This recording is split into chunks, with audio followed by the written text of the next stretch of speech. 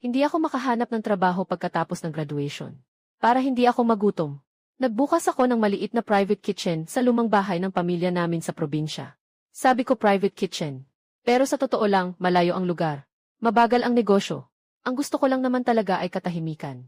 At mamuhay na parang sa tula. Pero hindi ko akalain na ang kusina ko pala ay konektado sa isang kahanga-hangang lugar. Noong gabing iyon, nakatitig ako sa isang kalderong bagong lutong baka. Ang maliit na pinto sa likod bahay patungo sa bodega ay bumukas. Pumasok ang unang bisita. Napatulala na lang ako. Isang babae na nakasuot ng punit-punit na pulang baluti. Mahaba ang buhok na nakatali ng mataas. May mga bakas pa ng dugo sa mukha niya na hindi pa nabubura. Mukhang matapang. Ngunit hindi maitago ang pagod sa mukha niya. Hawak ko pa rin ang sandok. Nagtaka akong nagtanong. Hindi pa ba tapos ang shooting? Ano? Ang ginagawa niyo sa likod bahay ko para sa isang historical drama.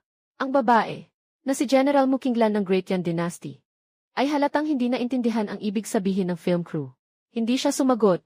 Ang kanyang mga mata, na parang salawin, ay nakatitig sa hilaw na karne sa aking chopping board. Hindi ko mapigilang mapalunok. Medyo paos ang kanyang boses. May kasamang otoridad na hindi matatawaran. Ngunit mayroon ding bahid ng pag-uusisa. Mahal na Ginoo, mayroon ba kayo rito ng anumang makapagpapalakas agad ng katawan? Mas marami, mas mabuti. Nagtaka ako. Ang mga hanay ng magagandang plato na porselana. Mga pinakamahusay na pampalasa na handa na. Hindi lahat ay para sa pagkain. Pero sa pag-iisip muli, ang paggawa ng ganitong action scene ay tiyak na malaki ang kakainin. Ang mga magagarang plating na iyon ay malamang na hindi nakakabusog. Kaya, lumingon ako at mula sa storage rack sa likod ng freezer. Kinuha ko ang compressed biscuit na orihinal na inihanda ni Chen Xiang para sa kanyang sarili. Kinuha niya ulit ang 2 lata ng selyadong instant beef broth. Tinuro ko ang mga tagubilin sa pakete. Sabi ko lang, "Heto, ito, high-calorie compressed dry rations. Ang isang piraso ay tatagal ng kalahating araw. At itong sabaw, ibuhos ang mainit na tubig. Mas masustansya kaysa anuman." Mukhang hindi kilala ni Mukinglan ang mga simpleng karakter sa packaging. Pero naiintindihan niya ang sinasabi ko. Nakatingin siya sa maliit na parisukat na ito na puno ng pagtataka. Kahit maliit lang ito. Talaga bang makakapalit ito ng 2 kainan? Ang 2 kahon na ito. Magkano ang halaga? Sasagutin ko ng tapat. 1 kahon, 40 pakete. 2 kahon, 80 pakete. Bigyan mo na lang ako ng 400 piso. Ituring mo na akong kalahating benta, kalahating regalo. May bahid ng pagtataka sa mga mata ni Mukinglan. 400 barya. Ang ganitong banal na bagay ay napakamura. Hindi siya nag-aksaya ng salita. Kinuha niya ang isang mabigat na bagay mula sa kanyang baywang at direktang inihagi sa aking marmol na mesa. Hindi na kailangan ng sukli. Kung ang epekto ay tulad ng sinabi mo, bababa ako muli sa susunod. Pagkasabi pa lang niya, binitbit niya ang 2 malaking kahon at bumaling para buksan ang maliit na pinto. At bigla na lang siyang naglaho sa dilim. Naiwan akong tulala habang pinupulot ang mga gamit sa mesa. Isang pilak na ingot. Mabigat ito, at may kakaibang sinaunang pakiramdam. Kinilabutan ako. Napasama ba ako? Pero ang bigat ng pilak na ito. Talagang mabigat. Kinabukasan ng umaga, hindi ko binuksan ang restaurant ko. Dala ang pilak, pumunta ako sa King Yadzai sa bayan. Ang may-ari ng gallery, si Suking, ay kaklasiko sa kolehiyo. Ang pamilya nila ay negosyante ng mga antigong gamit. Pagkakita niya sa pilak na ingot, halos lumuwa ang kanyang mga mata. Agad siyang nag-alok ng 12,000. Napatigil ako sandali. Ang 2 kahon ng compressed biscuits ay nagkakahalaga lamang ng 300. Pagkabenta nito, kumita ako ng mahigit 11,000. Naisip ko ang sinabi ng babae bago siya umalis, na babalik siya. Nagpasya ako. Diretso akong tumawag kay Uncle Zhang, ang supplier ng mga sangkap. Nag-order ako ng 20 kahon ng iba't ibang lasa ng high-energy rations. At maramihang vacuum-packed beef jerky. Susubukan ko. Kung sakaling ang likod na pinto na ito ay talagang patungo sa ibang mundo. Ang aking maliit na restaurant ay magiging isang supply station sa iba't ibang panahon. Sa panahong ito, ang dinastyang Dain, si Mukinglan ay may dalang 2 kahon ng biskwit. Nakaitay sa masukal na eskinita ng kuta ng bitsuan. Nararamdaman niyang lahat ay parang isang katawa-tawang panaginip. Bumalik siya sa kampo ng general na may pagdududa. Pagpasok pa lang ay nag-utos na siya. Naipatawag si matandang Dr. Sondaluson. Nang dumating si matandang Dr. Sondaluson, nang makita ni Mukinglan ang makukulay at makintab na plastic packaging sa harap niya, agad siyang natigilan. Binuksan ni Mukinglan ang isang pakete ng compressed biscuits. At inabot ito. "Lolo Son, pakisuri po, kung ang bagay na ito ay nakakalason. At kung ito ba ay tunay na makakabuso." Nalilito ang matandang doktor sa militar. Pero kinuha pa rin niya ito. Una, nilapit niya ito sa kanyang ilong para amuyin. Isang matapang na amoy ng gatas at trigo ang sumalubong sa kanya. Tumikin siya ng kaunti.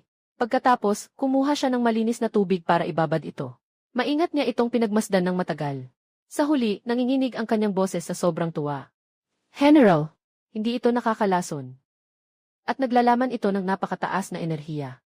Talagang ito na ang legendary Bottom Valley Pill. Ang lasa nito, ang amoy nito. Hindi pa ako nakakita ng ganito kasarap na pagkain. Nakatingin siya kay Mukinglan na puno ng paghanga. Simula nang matrap ang hukbo sa labas ng Bichuan City. Bumalot ang alikabo. Ninakaw ang mga suplay. Hindi dumating ang mga susunod na suplay. At hindi rin makuha ang lungsod. Malapit na ang mga sundalo sa puntong kakainit na nila ang sarili nilang mga anak. Agad na nag-utos si Mukinglan. Naipunin ng mga deputy general ang bawat kampo ang lahat ng natitirang ginto at pilak sa kampo. Sumama kayo sa akin sa pamimili. Bumaling ang Deputy General at tinanggap ang utos. Ngunit para kay Lao Junison, tila imposible ang narinig niya. Pamimili. Batang General. Ang lupain sa loob ng 100 milya ay abo na. Saan nagmula ang negosyanteng nagbebenta ng ganitong mahiwagang bagay? Tumango si Mukinglan at nagsabi. Sa dulo ng abandonadong eskinita sa labas ng lungsod. Mayroong kakaibang tindahan. Nag-aalalang sabi ng tenyente. General, kanina lang ay nagpatrolyo ako sa lugar na iyon. Sinira na iyon ng mga barbaro. Nagsitakas na ang mga tao. Sino pa ang magiging tindera? Kapag may kakaiba, may masama. General, mag-ingat po kayo. Pinayuhan siya ng lahat. Ngunit tumingin si Mukinglan sa dalawang tenyente. Mahina ngunit malakas ang kanyang tinig. Kayo. Sino pa ang may ibang paraan para makakuha ng pagkain at tubig? Isinara ng tenyente ang kanyang tuyong bibig. Nakabibinging katahimikan ang bumalot sa kampo. Sa kasalukuyang sitwasyon, kahit na ito ay patibong ng mga halimaw. Kailangan nilang sumugal. Sa sandaling iyon, isang mabigat na yabag na sinamahan ng kalansing ng baluti ang narinig. Nagsitayo ang lahat. Bumalik na ang marshal. Pumasok si Mu Zenshan sa tolda. Bagaman nasa gitnang edad na, nananatili pa rin ang kanyang presensya na parang bundok. Sa isang sulyap, nakita niya ang kakaibang karton sa mesa. Nabalitaan kong nangungulekta ka ng ginto at pila para bumili ng mga bagay. Nagbigay pugay si Mukinglan. General, ito ang mga pagkaing binili ko mula sa isang kakaibang lugar. Nasuri na ito ni Lolo Son. Hindi nakakalason. At nakakabusog talaga. Agad namang sumunod si Lolo Son. Tama. Banal na bagay. Talagang banal na bagay. Tiningnan ni Mu Zenshan ang napakagandang pagkakaimprenta at kakaibang balot na hindi pa niya nakikita. Hindi na siya nagsayang ng salita. Magdala ng isang grupo ng mga piling sundalo. Sumama kayo sa akin para tingnan. Agad na sumang-ayon si Mukinglan. Dala ang 30 bihis na mga mamamatay tao, pumasok sila sa madilim na eskinita. Nakatayo siya sa harap ng kumikinang na ilusyonaryong kortina ng pinto. Huminga siya ng malalim, at siya ang unang pumasok. Sinundan siya ng 30 sundalo. Ngunit sa susunod na sandali, napatulala si Mukinglan. Nakatayo siya sa moderno kong kusina. At nang lumingon siya, siya lang ang pumasok. Nasaan sila? At sa puntong ito, sa eskinita. Nakatayo ang mga sundalo sa mga guho, nagkatinginan. Nasaan ang tindahan? Nasaan ang general? Nabalisa ang kapitan na naghahanap sa paligid. Ngunit maliban sa mga gibang pader at mga basag na ladrilyong may dugo. Wala naman. Mag-iwan ng kalahati para bantayan dito. Ang kalahati ay sasama sa akin para iulat sa marshal. Nagsisimula na silang kumilos. Ngunit nakita nila si Mukinglan na lumabas muli mula sa kawalan. Nakatingin sa kanila ng naguguluhan. Bakit hindi kayo pumasok? Nagsitindig ang mga balahibo ng mga sundalo. Lumunok ang kapitan. Pinipigilan ang takot. General, pumasok na kami. Pero puro guho lang ang nandoon. Wala kayo. At wala ring tindahan. Nalilito si Mukinglan. Sinubukan niya ulit kasama ang iba. Pareho pa rin ang resulta. Tanging siya lang ang makakapasok sa kusinang iyon. Naintindihan na niya. Ito siguro ay isang pagkakataon na para sa kanya lamang. Kaya naman, kinolekta niya ang mga pilak at tanso na ibinigay ng mga sundalo. At muli siyang pumasok sa pintong iyon. Pagpasok ko pa lang, ay nabunggo ko siya. Kanina, abala ako sa likod. Narinig ko ang sensor sa likod na paulit-ulit na nagsasabing, welcome. Paulit-ulit niyang ginawa iyon. Nainis ako. Akala ko kung sinong bata ang nanggugulo. Kaya lumabas ako dala ang sandok.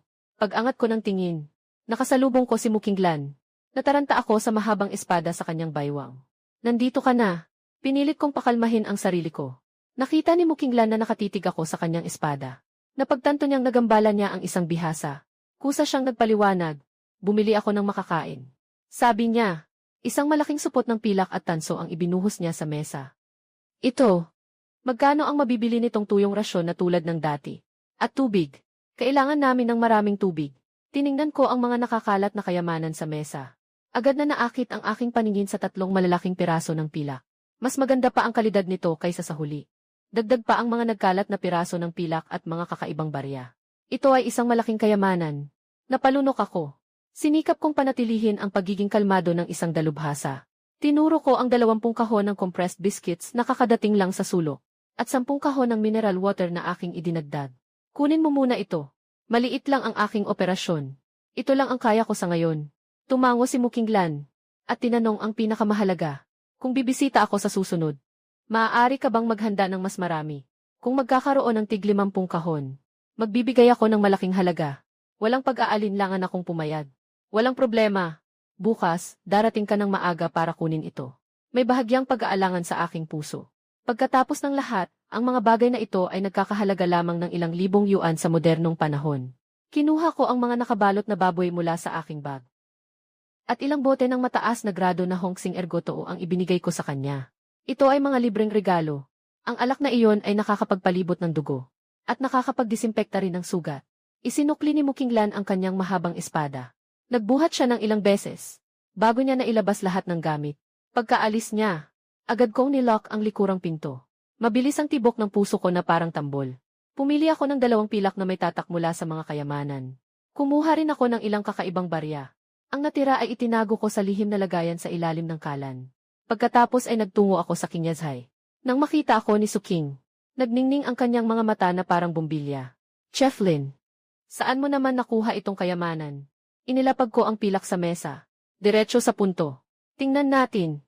Magkano kaya ito? Buong pagmamahal na hinawakan ni Suking ang pilak. Dahan-dahan. May tatak opisyal ito. Napakaganda ng kalidad. Sa ganitong antas, bibigyan kita ng 25 kada isa. 50,000. Ano sa tingin mo? Napakalakas ng tibok ng puso ko. Pero sa labas, kalmado ako. Kinuha ko ulit ang 3 barya. Tingnan natin itong iba. Lumapit si Suking para tingnan.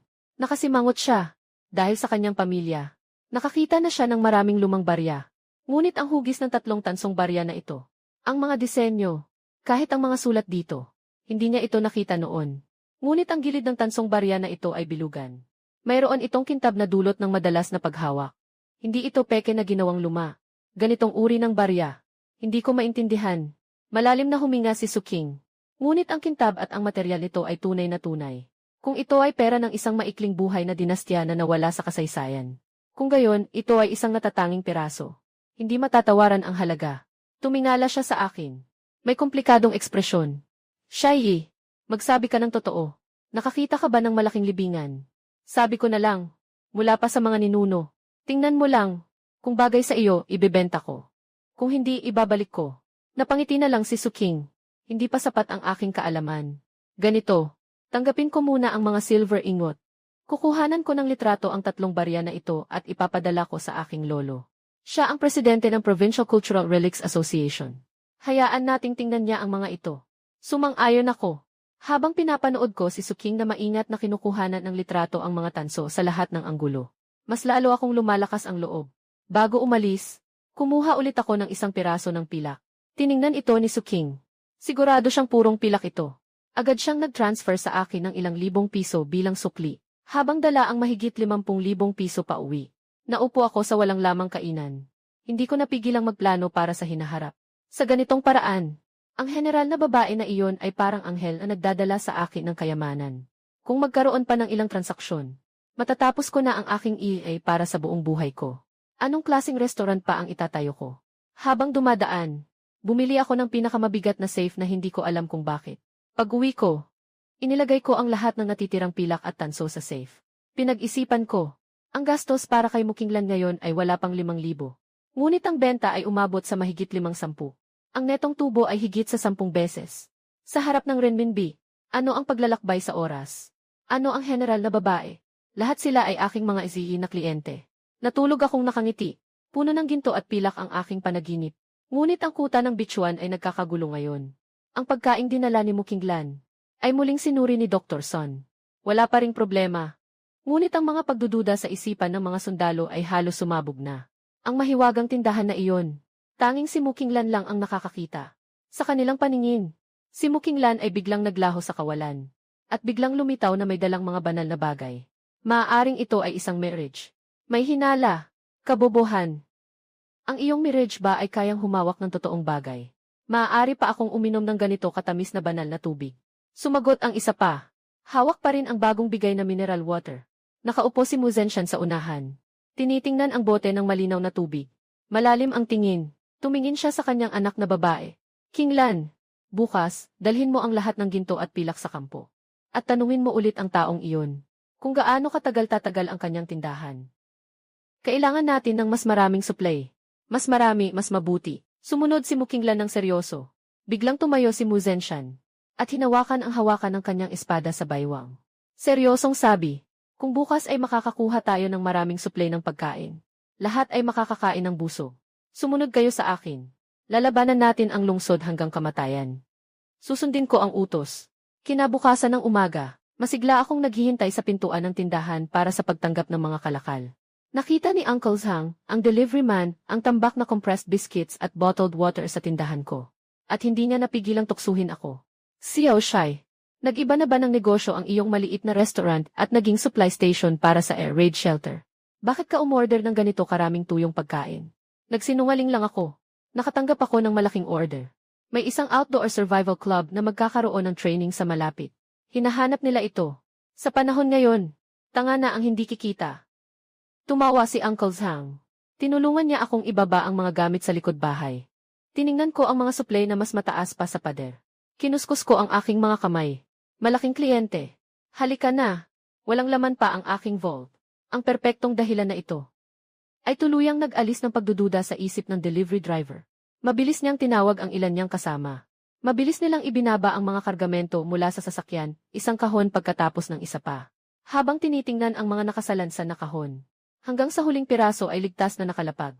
Umalis na ang truck, umuugong sa kalsada. Nakahinga na ako ng maluwag. Para hindi malaman ng mga kapitbahay o ng mga dumadaan na hindi kilala ang lihim na sikreto na napakalaki na nalalaman ko. Nagdesisyon akong isabit na lang ang sign na sarado muna ngayon. Isinara ko ng mahigpit ang mabigat na pintuan sa harap ng aking pribadong kainan. Walang kahit isang siwang na naiwan. Maya-maya, sa kusina ng aking pribadong kainan, tumunog ang espesyal na sensor na nagbibigay babala. Kasunod nito, ay narinig ang mahinang tunog ng pagkasalubong ng mga kaliskis. Si Helene lang ay pumasok na may matatag na hakbang. Nang ang kanyang malamig na tingin ay dumaan sa tabi ng pinto, na puno ng parang maliit na bundok ng mga espesyal na sabaw na pinatuyo at mga espesyal na dehydrated na karne. Nang may malalim na pagbabago na hindi maitago. Lumingon siya, at tumingin sa akin. Mahinang nagtanong, lahat, ba ay handa na? Malakas akong tumango. Tinapik ko ang karton sa tabi ko. May bahid ng pagmamalaki sa kanyang boses bilang isang top chef. Lahat ay handa na. Wala kahit isa. Kaya ang isa o dalawang ginto ay humigit kumulang 31 hanggang 36 gramo. Napakaganda ng kalidad ng iyong gintong bar. Mabigat din ito. Talagang magandang kayamanan. Sa detalyadong paliwanag ni Kui Changxia. Sumasang-ayon din ako ng paulit-ulit. Sa wakas ay nagkaroon ako ng ideya sa presyo ng sinaunang gintong bar na ito. Bilang isang top chef, sobrang sensitibo ako sa dami ng sangkap. Pero ang dami ng gintong ito ay nagpapabilis pa rin ang tibok ng puso ko. Sa wakas, napatigil si Kui Changxia sa pagsasalita. Itinulak niya ang kanyang salamin at tumingin sa akin. Seryoso siyang nagtanong. Ito, talaga bang ibebenta mo? Tumango ako. Nagpanggap akong malalim ang iniisip at napabuntong hininga. Napakagaling ng aking pag-arte. Kamakailan, gusto kong ayusin muli ang pribadong restoran na iyon. Malaki ang kakulangan sa pondo. Walang magawa. Kailangan ko itong ipagbili ng may pagdadalamhati. Hindi naman nag-usisa si Kui Changxia kung totoo ba ang sinabi ko. Hinila niya ang kanyang pamangkin na si Qixiang sa gilid. Nag-usap sila ng mahina sa loob ng ilang sandali. Pagbalik, sinubukan ni Kui Changxia na magtanong. Ang gold bar na ito, bibigyan kita ng 800,000. Okay na ba sa iyo? 800,000. Natigilan ako saglit. Sa isip ko, inulit ko. Nang mapagtanto kong mas malaki ang halaga kaysa inaasahan ko. Agad akong tumango at pumayad. Mabilis kong kinuha mula sa bag ko ang isa pang kaparehong ingot. Mayroon akong 2. Ibenta ko na lang pareho sa inyo. Nagtinginan sina Kui Changxia at Qixiang. Hindi niya mapigilan ang saya sa kanyang mukha. Agad siyang tumango bilang pagsang-ayon. Sinimulan niyang ihanda ang paglilipat ng pera. Nang umalis ako sa pawn shop na dala ang abiso ng pagpasok ng 1.6 milyon. Tiningnan ni Quixiang ang kanyang tiyahin. At nagreklamo ng may pagkadismaya. Tiyahin, pawn shop to natin. Hindi naman tayo charity. Paano naman kami bibili sa presyo ng merkado o mas mataas pa? Kung susundin ang patakaran, ang isang gold bar na 10 tael. Pinakamataas na 600,000. Iyan ang tamang paraan ng pagnenegosyo. Pero seryosong tinitigan siya ni Quixiangxia. Ano ang alam mo? Ang inskripsyon sa gintong bar na ito ay hindi ko pa nakita sa mga aklat ng kasaysayan. Malamang na ito ay mula sa isang dinastya na hindi pa naitala sa kasaysayan. Parehong 10 tael na gintong bar. Kung ito ay nag-iisa, ang halaga nito sa arkeolohiya at sa merkado ay maaaring lumobo ng higit sa 10 beses. Bibigyan ko ng 800,000. Sa totoo lang, medyo mababa pa ang ibinigay ko. Nag-pause siya. Dagdag niya ng malalim. Bukod pa riyan. Tingnan mo ang binata, napakaganda ng kanyang tindig. Siguradong may iba pa siyang magagandang bagay. Kung masyadong mababa ang ating bid at magalit siya. Sa susunod na magkaroon siya ng kayamanan, sa iba na siya pupunta. Hindi lang daan-daang libo ang mawawala sa atin. Gusto pang makipagtalo ni Quixiang. Sa kanyang pananaw, anong pawn shop ang magbibigay ng 800,000 para sa isang gold bar? Ang 600,000 na binigay niya ay dahil na rin sa kanyang tiyahin. Ngunit nang maisip niya ang pagiging intelekwal ng kanyang tiyahin, na palaging mas pinahahalagahan ang halaga ng kultural na ari-arian kaysa sa pansamantalang tubo o lugi, wala siyang nagawa kundi ang manahimik na lang. Pagkalabas ko pa lang ng pinto ng pawn shop, pakiramdam ko'y parang maihangin akong dala sa paglalakad. 1,600,000. Ilang putahe ng home-cooked meals ang kailangan kong ibenta para mabawi yan. Agad kong tinawagan si Uncle Meng, ang supplier ng mga sangkap. Hello, Uncle Meng. Gusto kong umorder. Masiglang sumagot si Uncle Meng sa kabilang linya. Xiao Shai. Sige na. Ano ang gusto mo? Magbubukas na naman ang iyong lihim na restaurant. Malaki ang dami ngayong pagkakataon. Sabi ko ng malumanay. Kailangan ko ng 5,000 bariles ng high concentration bone broth base. At 5,000 kahon ng premium refined seasoning oil. Bukod pa riyan, kailangan din natin ng tig 2,000 kilo ng pinong asin at mataas na kalidad na gnese. Ang pinakamahalaga, gusto ko ng 5,000 kahon ng espesyal na dehydrated vegetable packs at instant noodles. Kailangan itong maihanda sa loob ng isang araw. Ano? Biglang tumaas ng 8 oktaba ang boses ni Uncle Meng. 5,000 kahon. Xiao Shai, para kang magbubukas ng kantina para sa 10,000 tao. Ang dami ng paninda. Sa tingin ko kailangan nating mag-distribute sa buong syudad. O baka kailangan pa nating kumuha mula sa karatig probinsya. Alam ko na sobrang laki ng order na ito.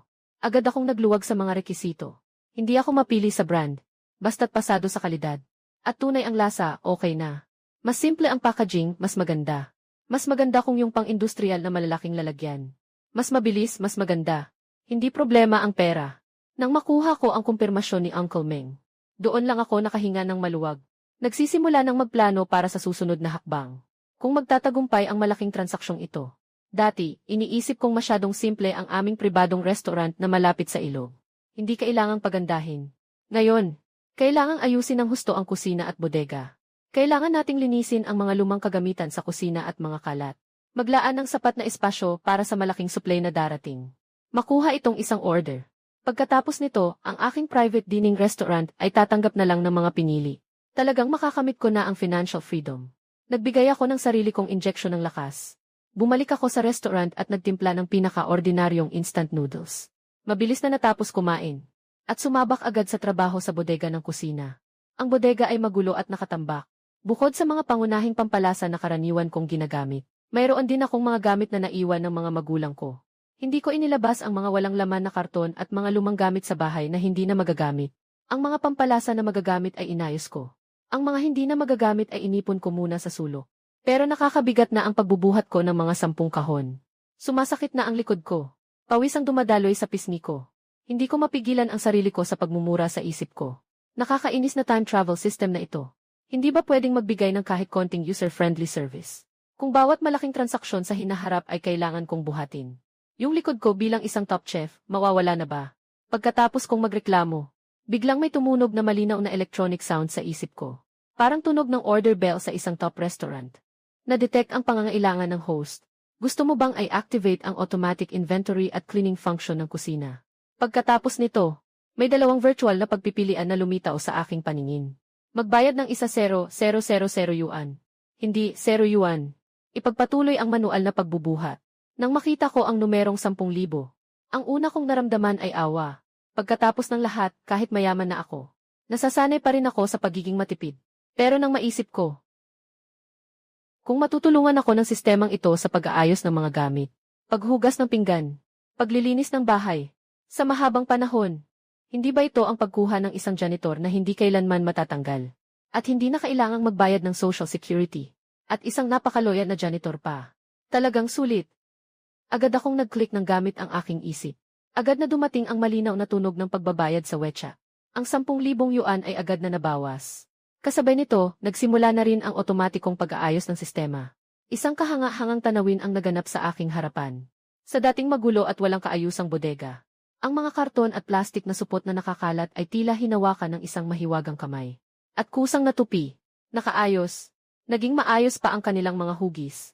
Ang iba't ibang lalagyan ng pampalasa, at mga drum ng langis ay tila nagkaroon ng paa.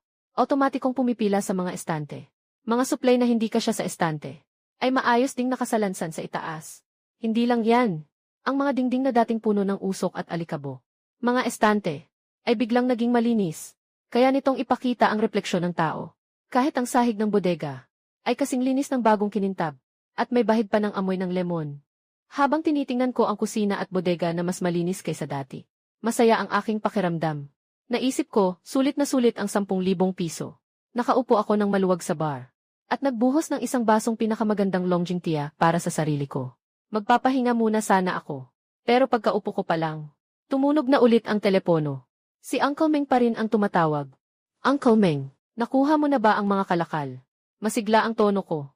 Pero si Uncle Meng sa kabilang linya ay tila nag-aalangan. Nanginginig na sinabi, Xiao Shai, may isang bagay. Sa tingin ko kailangan kong ipaalam sa iyo. Natatakot akong malugi ka. Nalaglag ang puso ko. Umupo ako ng tuwid. Sige po, nakikinig ako. Tungkol sa restaurant mo. Noong wala ka sa bahay noon. Hindi ba't ipinagkatiwala mo ito sa iyong tiyahin na si Zhao Rongrong sa loob ng kalahating taon? Bumuntong hininga si Uncle Meng. Ang tiyahin mo? Hay, mukhang nakapag-utang siya ng malaki sa mga supplier gamit ang pangalan ng restaurant. Marami sa mga wholesaler na kilala ko ang lumapit sa akin para magtanong. Napakabigla ko. Halos mabitawan ko ang tasa ng tsaan na hawak ko. Utang sa mga paninda. Hindi ba't sinabi niya noon na mahirap ang negosyo? At palagi siyang nalulugi. Hindi ba't para sa iyo rin ang pagkuha ko ng mga paninda? Kaya ako nakipag-ugnayan sa ilang malalaking negosyante sa paligid. Ipinaliwanag ni Uncle Meng. Nang marinig nilang para sa iyo ang mga ito, nagbago ang mga mukha nila. Kaya ako na ang nagsiguro na nakapagbayad ka na ng paunang bayad. Kaya pumayag silang ibigay ang mga gamit. Sabi nila, marami raw utang si Zhao Rongrong. Nag-aalala silang lahat na hindi mo babayaran. Pagkatapos kong marinig ang sinabi ni Uncle Meng, natawa na lang ako sa inis. Noong nakaraang taon, nagkaroon ng aksidente ang mga magulang ko. Nasarurok ako ng aking karera. Wala akong panahon para asikasuhin ang maliit na restaurant na ito. Lumabas ang tiyahin kong si Zhao Rongrong at nag-alok na tutulong na bantayan ito. Naging malambot ang puso ko noon. Naisip ko, pamilya naman. Pinirmahan ko lang ang kontrata, na ang kita at lugi sa operasyon ay sasagutin ko. Pagbalik ko sa baryo noong nakaraang buwan, si Zhao Rongrong ay nagpapanggap araw-araw sa harap ko, na walang customer ang kainan na ito. At nalulugi ito buwan-buwan. At humihingi pa siya ng sahod sa akin. Hindi ko talaga pinaniniwalaan. Pinagkakitaan ng mga magulang ko ang restaurant na ito para suportahan ako sa loob ng 20 taon. Nandyan ang reputasyon. Paano naman malulugi? Nagkataon lang na nag-expire ang kontrata. Kaya direkta ko na lang itong binawi. Pero hindi ko talaga inaasahan. Nagagamitin niya ang pangalan ng Linjiang Private Kitchen para mangutang sa labas. Uncle Meng. Those old acquaintances who have been supplying us for years should not have let her buy on credit, right? I asked, suppressing the anger. Uncle Meng chuckled. Old acquaintances are shrewd.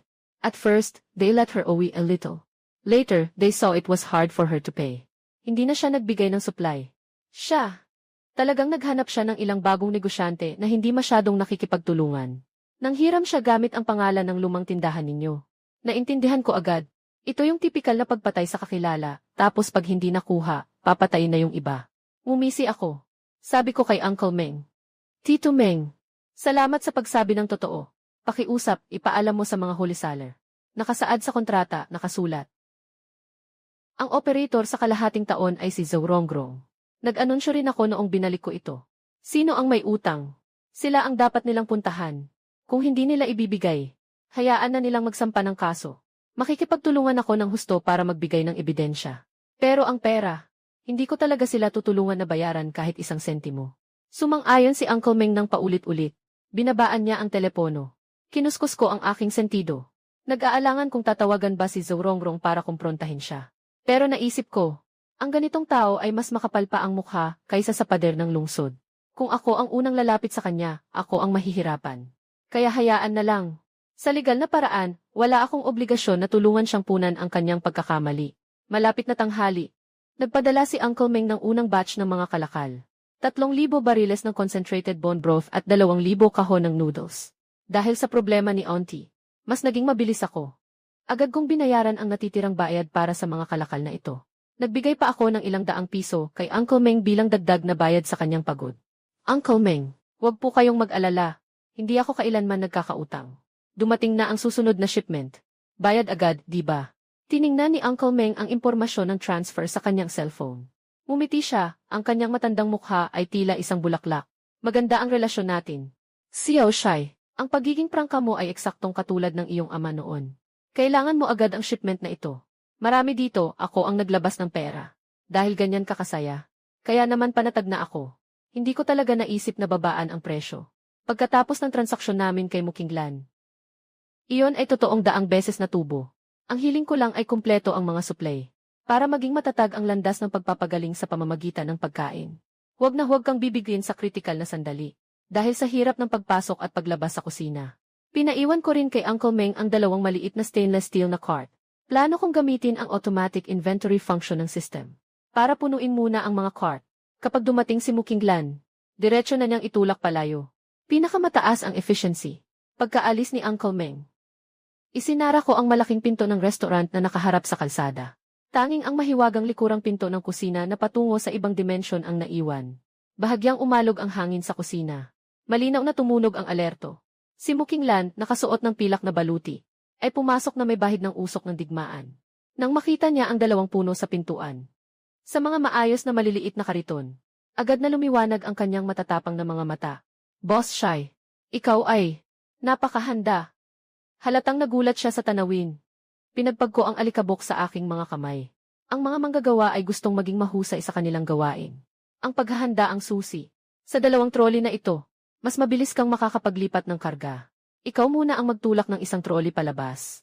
Pagkatapos mong ibaba ang karga, ibalik mo ang walang laman. Dito, agad ko itong pupunuin para sa iyo. Tumango si Mukinglan, hindi na siya nag-aksaya ng salita. Una niyang kinuha mula sa kanyang dibdib ang isang mabigat na supot na gawa sa balat ng tupa at ibinigay sa akin. Nang tanggapin ko at tingnan, nakasalansan doon ang buong 20 piraso ng gintong bar. Kasama ang paunang bayad. Ang natitirang bayad ay eksakto. Bayad at karga, kumpleto na. General Mew, dalhin na ang mga karga. Tumango muli si Mukinglan, gamit ang isang kamay. Tinulak niya ang mga suplay na magpapalakas sa mga tao sa modernong panahon. Tinulak niya ang mga suplay na magpapalakas sa mga tao sa modernong panahon palabas ng likurang pinto. Sa labas ng likurang pinto. Sa mga guho sa labas ng lungsod ng Yongzhou. Ang mga sundalong tapat ng hukbo ni Mu ay naghihintay na. Nakita nila ang general ng pamilyang Mu na nagtutulak ng kakaibang sasakyang hindi pa nila nakikita. Puno ng mga kahon ang sasakyan na may kakaibang amoy. Halos lumuwa ang mga mata nila. Pagbaba ng karga. Pagkarga sa karwahe. Mabilis at maayos ang galaw. Si Mukinglan ay pabalik-balik sa pagitan ng 2 mundo. Unti-unti, may napansin siyang isang napakakakaibang bagay. Tinulak niya ang isang cart ng mga paninda.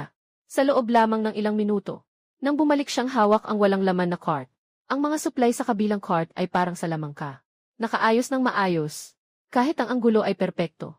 At ako, ang may-ari ng tindahan, ay kalmadong nakatayo sa tabi, umiinom ng tsaa. Wala man lang kahit isang patak ng pawis sa katawan niya. May bahid ng paggalang sa kanyang mga mata. Ang tindahang ito ay konektado sa oras at espasyo. Ang may-ari ay kayang gumamit ng banal na kapangyarihan para magbenta. Tila makatuwiran din. Mabilis. Natapos na ang paghahatid ng unang batch ng sabaw at tinapay. Ipinaliwanag ko kay Mukinglan. General Mew, limitado lang ang espasyo sa kusina ko. Kaya ito lang muna ang maibibigay ko sa iyo ngayon. Bumalik ka pagkalipas ng 2 oras. Dapat ay dumating na ang natitirang mga pampalasa at supply. Pagdating ng mga iyon, ibibigay ko na sa iyo lahat ng sabay-sabay. Walang pag-aalinlangan si Mukinglan. Lumingon siya para umalis. Sa pagkakaroon ng mga pagkaing ito na mataas sa kalori. At makakapagbigay ng mabilis na lakas. Ang sansa na manalo ang hukbo sa pag-atake sa Yongzhou City ay tataas ng hindi bababa sa 30%. Ngunit habang papalapit sa pinto, parang may naalala siya bigla. Bigla siyang huminto. Lumingon siya, may bahid ng pag-asa sa kanyang mga mata. Boss Shai, bukod sa mga rasyon na ito para mabuhay, mayroon ka ba ang gamot para sa sugat ng espada? O kaya naman, malakas na alak para linisin ang sugat? Mas marami, mas mabuti. Natuwa ako nang marinig ko iyon. Parang tinamaan ako sa sarili kong baril. Bilang isang top chef, ang kaalaman ko sa iba't ibang medicinal cuisine at high-purity cooking wine at medical alcohol ay hindi mas mababa sa doktor. Nababahala ka ba na kapag nasugatan ang mga tao, magkakaroon ng impeksyon ang sugat nila? At walang gamot.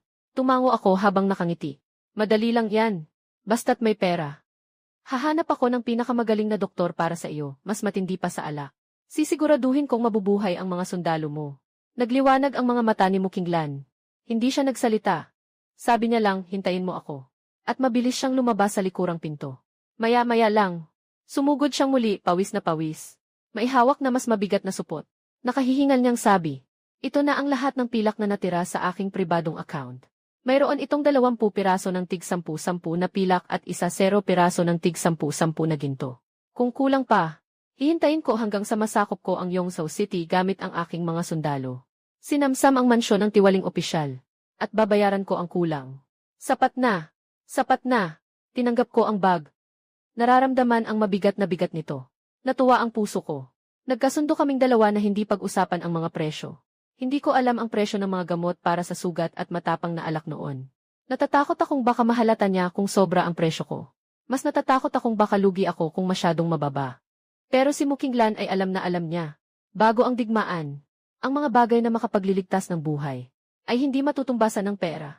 Sa maliit na pribadong kainan na ito, isang kalakalan na nagpabago sa takbo ng sinaunang digmaan, ay tahimik na lumalala. Sa kusina, ang mga pampalasa ang kaluluwa ng mga masasarap na pagkain. Hanggat makakagawa ka ng pinakamataas na kalidad na lasa, kahit ang pinakamahal na pampalasa ay sulit. Sa simula, nais kong bumili ng mga bote ng medical alcohol para sa kusina upang magdisimpekta. Pero nang isipin ko, si Mukinglan ay nasa gyera. Mayroon siyang 10,000 sundalo. Sa larangan ng digmaan, hindi nakikita ang mga sandata. Siguradong marami ang masasaktan. Gaano karaming alkohol ang kailangan ihanda? Sinubukan kong magtanong sa ilang kalapit na butika. Ang mga may-ari ng tindahan ay tumingin sa akin ng may pagdududa. Paulit-ulit na nagtatanong, para saan mo naman kailangan ang ganon karaming alkohol? Kahit nakaka-disinfect ito, madali rin itong masunog. Huwag ka sanang gagawa ng anumang labag sa batas o immoral. Natahimik ako sa tanong niya. Tuluyan na akong nawala ng gana bumili ng medical alcohol. Naisip ko na lang bigla, ang alcohol ay galing din sa alak. Mas mabuti pang bumili na lang ng mataas na porsyento ng alak. Magagamit ito sa paglilinis at pagdidisinpekta ng sugat. At hindi rin ito magdudulot ng paghihinala sa iba. Agad akong tatawag kay Tiyakin sa Alakang Bayan. Mahigit 20 taon na siyang gumagawa ng alak doon. Magaling ang kanyang gawa. Hindi siya kailanman nanloloko. Mura rin ang presyo. Kilala siya ng mga matagal ng suki dito. Narinig niyang bibili ako ng pinakamalakas na alak. Natawa si Uncle Kin sa kabilang linya. Meron. Sakto, mayroon akong bagong dating na double distilled na alak. Aabot sa 60% ang lakas. Karaniwan itong binibenta ng 15 piso bawat kilo. Kung marami kang bibilhin, sige, 10 piso na lang kada isa. Masyadong malakas ang tama nito. Kaya mahirap ibenta. Halos 1 taon na itong nakaimbak sa banga. Ito lang. Agad akong pumayag. Tapos nagtanong agad. Gaano pa karami ang natitira dyan sa iyo? Bibilhin ko lahat. Napahinga ng malalim si Kinbo. Nataas ang kanyang boses. Lahat. Mayroon pa akong hindi bababa sa 300 kilo. Sigurado ka ba? Lahat talaga. Agad akong nagdesisyon. Hindi nagtagal. Si Uncle Kin ay nagmaneho ng kanyang tricycle. At dinala ang mga garapon ng matapang na alak sa likod bahay ng aking pribadong restaurant. Nagbayad ako ng 3,000 yuan kaagad. Nalutas ang problema sa matapang na alak para sa paglilinis ng sugat. Nalutas ang alak. Agad akong nag-order ng mga gamot na kailangan sa aking telepono. Yunnan Bayaw Hemostatic Powder. Hemostatic Aerosol. One suture-free dressing. These are all life-saving items for the battlefield. Not a single one can be missing. We also need to stock up on anti-inflammatory and fever-reducing medicines. A bottle of 100 ibuprofen tablets. Let us start with 100 bottles. Mga gamot na panlaban sa pamamaga na gawa sa penicillin. Bumili ka ng pinakasulit na brand. Bigyan mo ako ng 100 kahon muna. At mga band-aid din. Hand sanitizer na hindi na kailangang banlawan. Lahat ay order mo ayon sa pinakamataas na quota. Nakalkula ko na. Ang mga gamot na ito kasama ang alak kanina.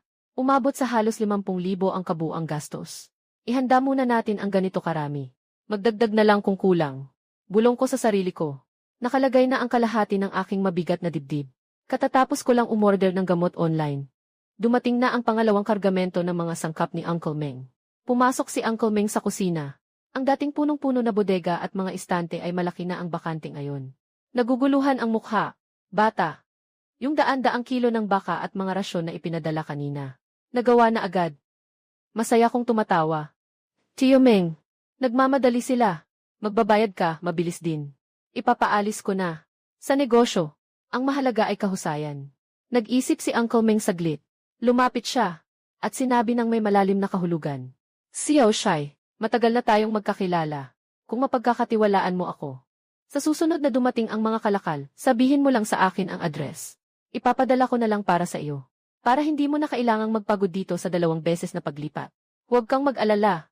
Si Uncle Meng ay napakahigpit ng bibig. Hindi kanya talaga bibigyan ng problema. Ang sinabi ni Uncle Meng, sa tingin ko ay para makatipid ako sa lakas. Pero sa totoo lang, ito ay pagpapakita ng paninindigan. Hindi niya ako lalampasan para kuhanin ang kliyente. At lalong hindi niya sisirain ang aking mga patakaran. Umiti ako at tinanggihan ko. Uncle Meng, tiwala ako sa iyo. Pero ang kliyente ko ay may kakaibang ugali. Yung mga gumagawa ng high-end, personalized na order. Gusto nilang sila mismo ang magbibigay ng item sa customer. Ayaw nila ng ibang tao na makialam. Talagang nag-abala pa kayo. Nang marinig ito ni Uncle Meng, may bahid ng lungkot sa kanyang mga mata. Ngunit agad din siyang nakaisip. Para sa kanya, ang maliit kong private kitchen ay nakakakuha na ng kita na katumbas ng benta ng iba sa loob ng 1 taon. Mag-ingat ka, bata. Normal lang na ayaw mong makialam ang iba sa iyong mga pangunahing channel. Nagkumbinsi na si Uncle Meng sa sarili niya. Mabilis niyang ibinaba ang mga karga at nagbayad.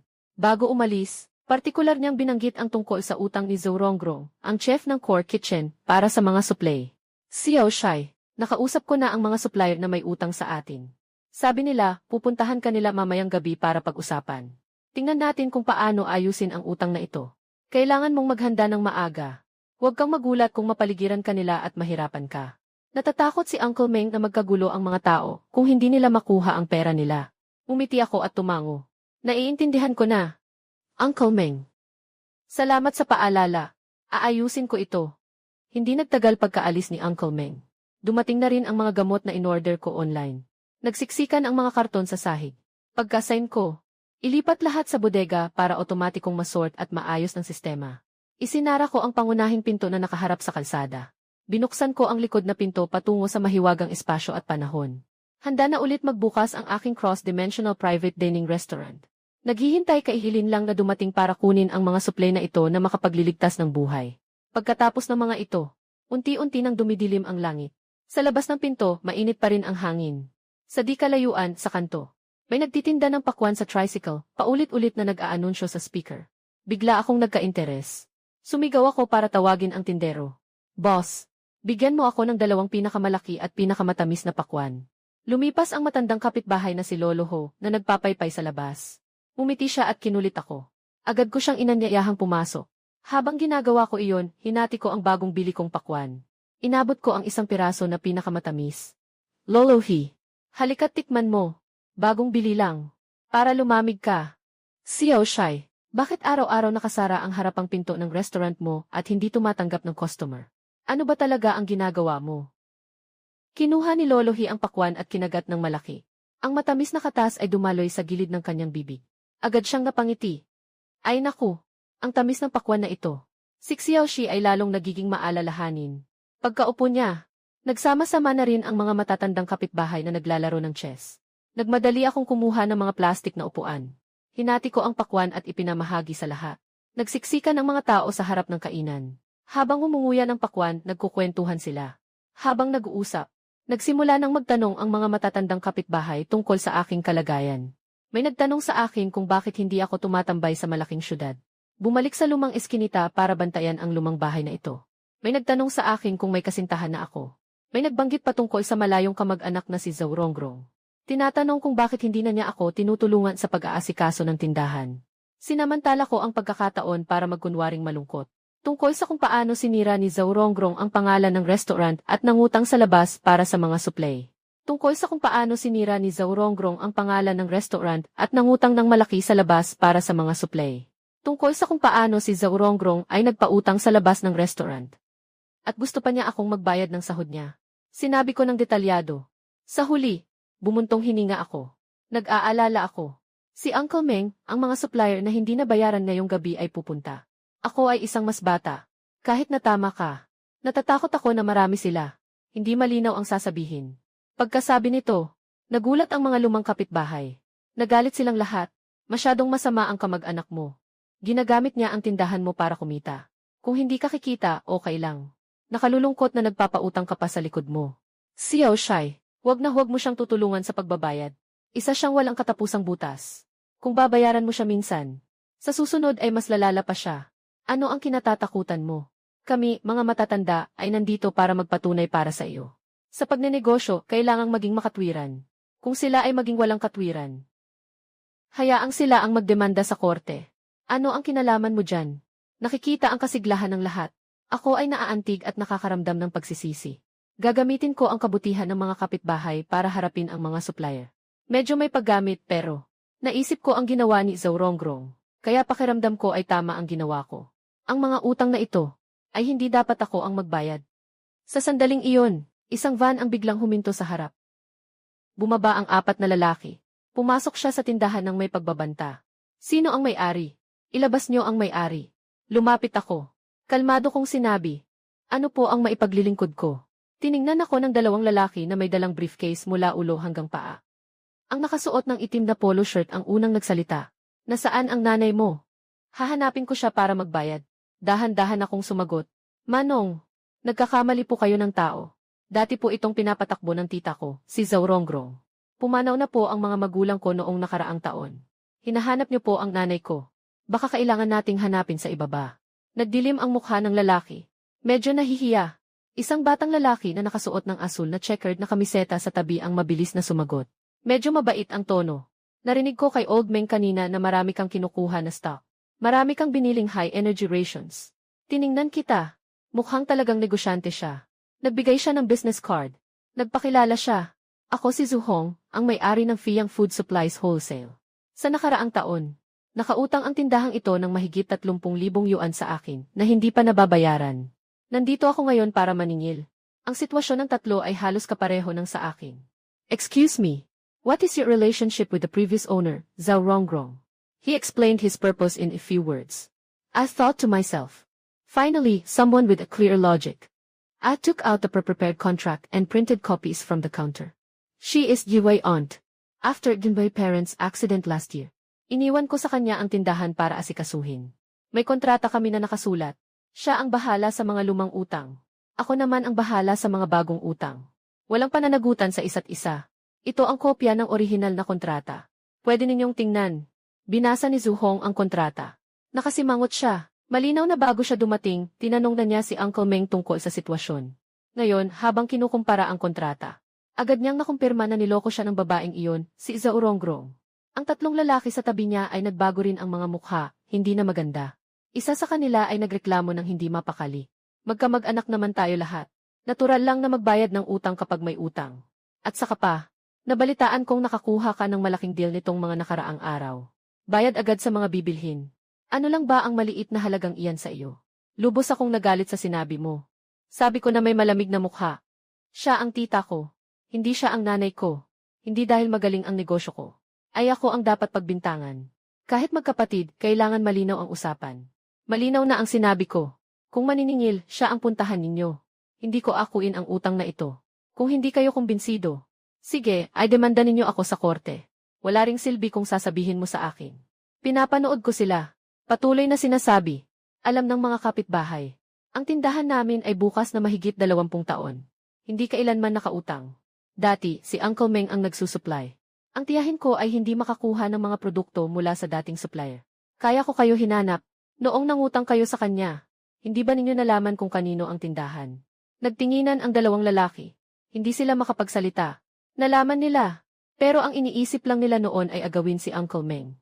Mas maraming customer na maagaw. Dahil sa kasakiman, hindi na inisip ang panganib. Sa puntong ito, ang mga dating kapitbahay sa labas ay nagtipon din para tumulong sa pagsuporta. Nga, lahat kami ay makapagpapatunay. Si Zhao Rongrong ay nagtrabaho dito ng 1 taon. Hindi humingi ng kahit 1 sentimo ng upa si Xiao Shai sa kanya. Ang galing niya. Naloko na ang mga kamag-anak, pati ang mga hindi kakilala. Kayo na negosyante, dapat may batas. Kung sino ang may utang, doon kayo maghanap. Ano bang kakayahan ang manakit ng bata? Nagbubulungan ang mga dating kapitbahay. Nailahad nila ng malinaw ang buong pangyayari. Nang marinig ni Zhu Hong, hindi siya nagalit. Bagkus, seryoso niya akong tiningnan. Boss Shai. Alam ko na wala kang obligasyon na bayaran ang utang niya. Kung hahanapin natin siya ngayon, malamang ay wala na tayong mababawi. Tingnan mo, okay ba ito? Dahil ngayon ay may malaki kang deal. Pwede bang sa amin na rin kayo kumuha ng mga susunod na order? Para kumita rin kami ng pinaghirapan namin. Para mabawi ang aming lugi. Doon ko lang na-realize. Ang 4 na tao na dumating ngayon. Kunwari lang sila nang hihingi ng bayad. Ang totoo, gusto nilang kumuha ng negosyo. Narinig nila na malaki ang benta ko rito. Gusto mong makibahagi. Tumingin ako kay Zhu Hong. Nakita kong sabik ang kanyang mga mata. Pagkatapos ay tumingin sa 3 lalaki sa tabi niya. Bagaman mayroon pa rin silang kaunting pagtutol. Tumango rin sila. Nag-isip ako sandali. Tumango ako at sumang-ayon. Kung kinakailangan, maaari kong pag-isipan. Pero ang kondisyon ay, dapat mataas ang kalidad ng mga produkto. Hindi dapat mas mahal kaysa kay Uncle Meng. Kaya niyo ba yan? Sumang-ayon si Zhu Hong. Natatakot na baka magbago ang isip ko. Aktibo siyang pumasok at naglibot sa tindahan. Nakita niya na bagaman simple ang kusina at mga estante, ay maayos kong naasikaso. Walang bahid ng alikabok. Kitang-kita na pinaghirapan ang pagpapatakbo nito. Naisip niya muli ang sinabi ni Uncle Meng, na lahat ng pagbili ko ng paninda ay cash. Mas lalong naging sigurado si Zhu Hong. Ang batang boss na si Xiao Shi na ito, ay tiyak na may malaking sponsor sa likod niya. Imposibleng may umorder ng ganito karaming sangkap para sa private dining, at makapagbayad agad ng deposito. Sa paningin ng iba, ang aking private dining restaurant na nakatago sa lumang eskinita ay tila isang ordinaryong lugar lamang. Ang tunay na malakihang transaksyon ng mga sangkap ay hindi kailangang umasa sa mga walk-in customers para mapunan. Nagkasundo na sila. Yung 4 na lalaking nakasuot ng Amerikana, bumalik na sila sa sasakyan. Nawala sila sa dulo ng eskinita. Pinanood ko ang mga ilaw ng sasakyan nila habang papalayo. Nalilito pa rin ako. Yung utang na hindi mabayaran. Naayos lang pala ng ganito. Pero nang maalala ko ang pinsan kong si Shia na napakadetalyado. Ang mukha na parang gustong kumuha ng taba mula sa akin. Pakiramdam ko, hindi ito matatapos ng ganoon kadali. Pero sa ngayon, wala akong magagawa kundi umasa sa kung ano ang mangyayari. Dahil mayroon akong pera. Hindi ako kinakabahan. Hanggang 10:00 ng gabi, nang isara ko ang mabigat na kahoy na pinto ng aking pribadong restaurant. Saka ko lang naalala na sobrang abala ako, kaya nakalimutan ko na kumain ng hapunan. Hindi ko akalain na ang isang order ngayon ay nagkakahalaga ng higit sa 10 milyon kung isasalin sa halaga ng antigo. Ang kasiyahang nararamdaman ko sa aking puso ay nalampasan na ang aking gutom. Sa aking mga pangarap, ako ay mahimbing na natulog. Hindi ko alam na si General Mukinglan kasama ang kanyang mga sundalo. Sa hating gabi ng panahon ng malamig na sandata, ay naglunsad ng pangkalahatang pag-atake sa lungsod ng Yongzhou. Halos hindi makauwi si Mukinglan ngayong gabi. Ang dahilan ay inutusan ng kanyang ama na si Mu Zenshan na huwag siyang manguna sa pag-atake. Walang ibang dahilan. Dahil sa mga espesyal na gamot at pampalakas na dala ni Mukinglan mula sa emperador ngayong araw. Napakalakas ng epekto nito. Sa unang pag-atake kaninang araw, maraming sundalo ang nasugatan. Sinunod ng doktor ng militar na si Liu Shen ang mga tagubili ni Mukinglan, hugasan ang mga kamay gamit ang sabon. Isinuot ko pa ang malinaw na rubber gloves na kinuha ni Muyulan mula sa akin. Para linisin ang sugat ng mga sundalo. Hindi malalim ang sugat. Una, gumamit ng cotton swab na binasa ko ng mataas na kalidad na alak na ibinigay ko. Punasan. Pagkatapos, spray ng hemostatic aerosol. Sa huli, bigyan ng 1 piraso ng gamot na panlaban sa pamamaga. Nangyari ang himala. Ang nasugatang sundalo ay hindi nagkaroon ng lagnat. At ang kanyang sugat ay mabilis na naghilom at nagbalat. Si Mu Zenshan ay nasugatan din ngayon. Ang kanyang braso ay nabiyak ng kalaban, kasing haba ng isang daliri. Bagaman hindi malalim, malakas pa rin ang pagdurugo. Ginawa ni Dr. Shen ang parehong paraan. Dinisimpekta gamit ang alak. Nag-spray ng gamot. Naglagay ng sutureless dressing na espesyal kong pinagbilin. Muling sumugod si Mu Zenshan sa hanay ng kaaway. Nang siya ay magtagumpay at bumalik, nang tanggalin niya ang baluti, natuklasan niya na ang sugat ay hindi tulad ng dati na bumuka at namaga. Sa halip ay nagsimula na itong maghilom. Malinaw na naghihilom na ito. Sina Yu Si, Shen at Mu Zenshan ay hindi makapaniwala pagkatapos ng isang madugong labanan. Daan-daang sundalo ang mamamatay dahil sa impeksyon. Ngunit ngayon, gamit ang mga mahiwagang gamot na dala ni Mu Qinglan. Maliban sa mga malubhang sugatan na kailangan ng pahinga, ang mga bahagyang sugatan ay nilagyan ng pampahid at binigyan ng gamot. Paglingon, maaari silang magpatuloy sa pagpatay. Malaki ang naitulong nito sa pagpapanatili ng lakas ng hukbo. Ang ganitong magandang bagay, sa panahon ng kaguluhan noong sinaunang panahon, hindi nila pinangarap kahit sa panaginip. Alalahanin, ilang kalalakihan ang namatay hindi sa espada o pana, kundi sa lagnat na dulot ng impeksyon sa sugat. Dahil dito, naghanap si Mu Zenshan ng espesyal na pagpupulong kay Mu Qinglan. Qinglan, huwag ka nang sumama sa pag-atake sa lungsod ngayong gabi. Hindi maiiwan ang mga sugatan ng walang gamot na ito. Kailangan mong manatiling buhay para makapag-replenish sa restaurant ng master chef na iyon. Kung may mangyari sa iyo, kung maputol ang daan na ito para sa ating kaligtasan, mapapahamak ang ating hukbo ng Mu. Katahimikan ni Mu Qinglan saglit, matatag ang kanyang tingin. Nagsuot siya ng espesyal na baluti. Ama, sa baluting ito, maaari na po kayong maging panatag. Nakita ni Mu Zenshan ang determinasyon sa kanyang mga mata. Sa huli, hindi na siya pumigil. Sa tulong ng mga mahiwagang suplay na ito, lumakas ang loob ng hukbo ni Mu. Alam ng mga sundalo na hindi problema ang bahagyang sugat. Hanggat may gamot, hindi sila mamamatay. Kaya sa pagsugod, bawat isa ay matapang. Para silang mga tigring bumaba ng bundok. Nang bumagsak ang Yongzhou City, ang general ng kalaban na nagbabantay sa lungsod ay takot na takot. Nalaman niyang ilang araw nang walang pagkain ang hukbo ng pamilya Mu. At mababa ang kanilang moral. Bakit ngayon ay bawat isa ay hindi natatakot mamatay? At puno ng lakas na parang kakagaling lang kumain ng Manchu Han Imperial Feast. Ang tugon sa kanya ay hindi paliwanag, kundi isang malamig na pana na pinakawalan ni Mu Qinglan tumago sa dibdib. Kasabay ng pagbasag sa malaking pinto ng lungsod ng Yongzhou. Mahinahon na nag-utos si Mu Qinglan. Pagpasok sa lungsod, tanging mga mayayaman at makapangyarihan lamang ang pwedeng halughugin. Hindi pwedeng patayin ang mga inosenteng mamamayan. Hindi pwedeng apihin ang mga babae at bata. Ang lumalabag ay papatayin. Sumigaw ang mga sundalo bilang pagsang-ayon. Nag-unahan silang pasukin ang lungsod, hinahanap ang mga mayayamang negosyante at may-ari ng lupa na nagpahirap sa kanila. Tinitingnan ni Mu Qinglan ang mga sundalong pumasok sa lungsod. Nagliliyab ang kanyang mga mata sa lamig. Nagugutom at nilalamig ang hukbo sa labas ng lungsod. Marami na silang sama ng loob. Kukunin lang nila ang mga ari-arian, hindi papatayin ang mga sibilyan. Ito na ang pinakamalaking awa niya bilang general. Lumingon siya at nagtungo sa posisyon ng command ni Mu Zenshan. Marshal. Tapos na ang laban. Bababa na ako sa Ximazen para magulat. Nang makita ni Mu Zenshan na wala siyang pinsala, tumango siya ng bahagya at pumayag. Bumalik si Mu Qinglan sa mga guho ng Ximazen. Agad na hanapin si Yu Si. Shen. Tiyakin ang bilang ng mga nasugatan at ang listahan ng mga gamot na kailangan. Itinuro ni Yu Si. Shen ang mga basyo ng bote ng gamot sa mesa. Sumigaw siya ng may pag-aalala. Yung mga sutureless bandage. Kailangan ko ng 1,000. Mas marami, mas mabuti. At yung hemostatic spray. Ang puting tableta para sa pamamaga. Kailangan nating mag-imbak ng marami hanggat maaari.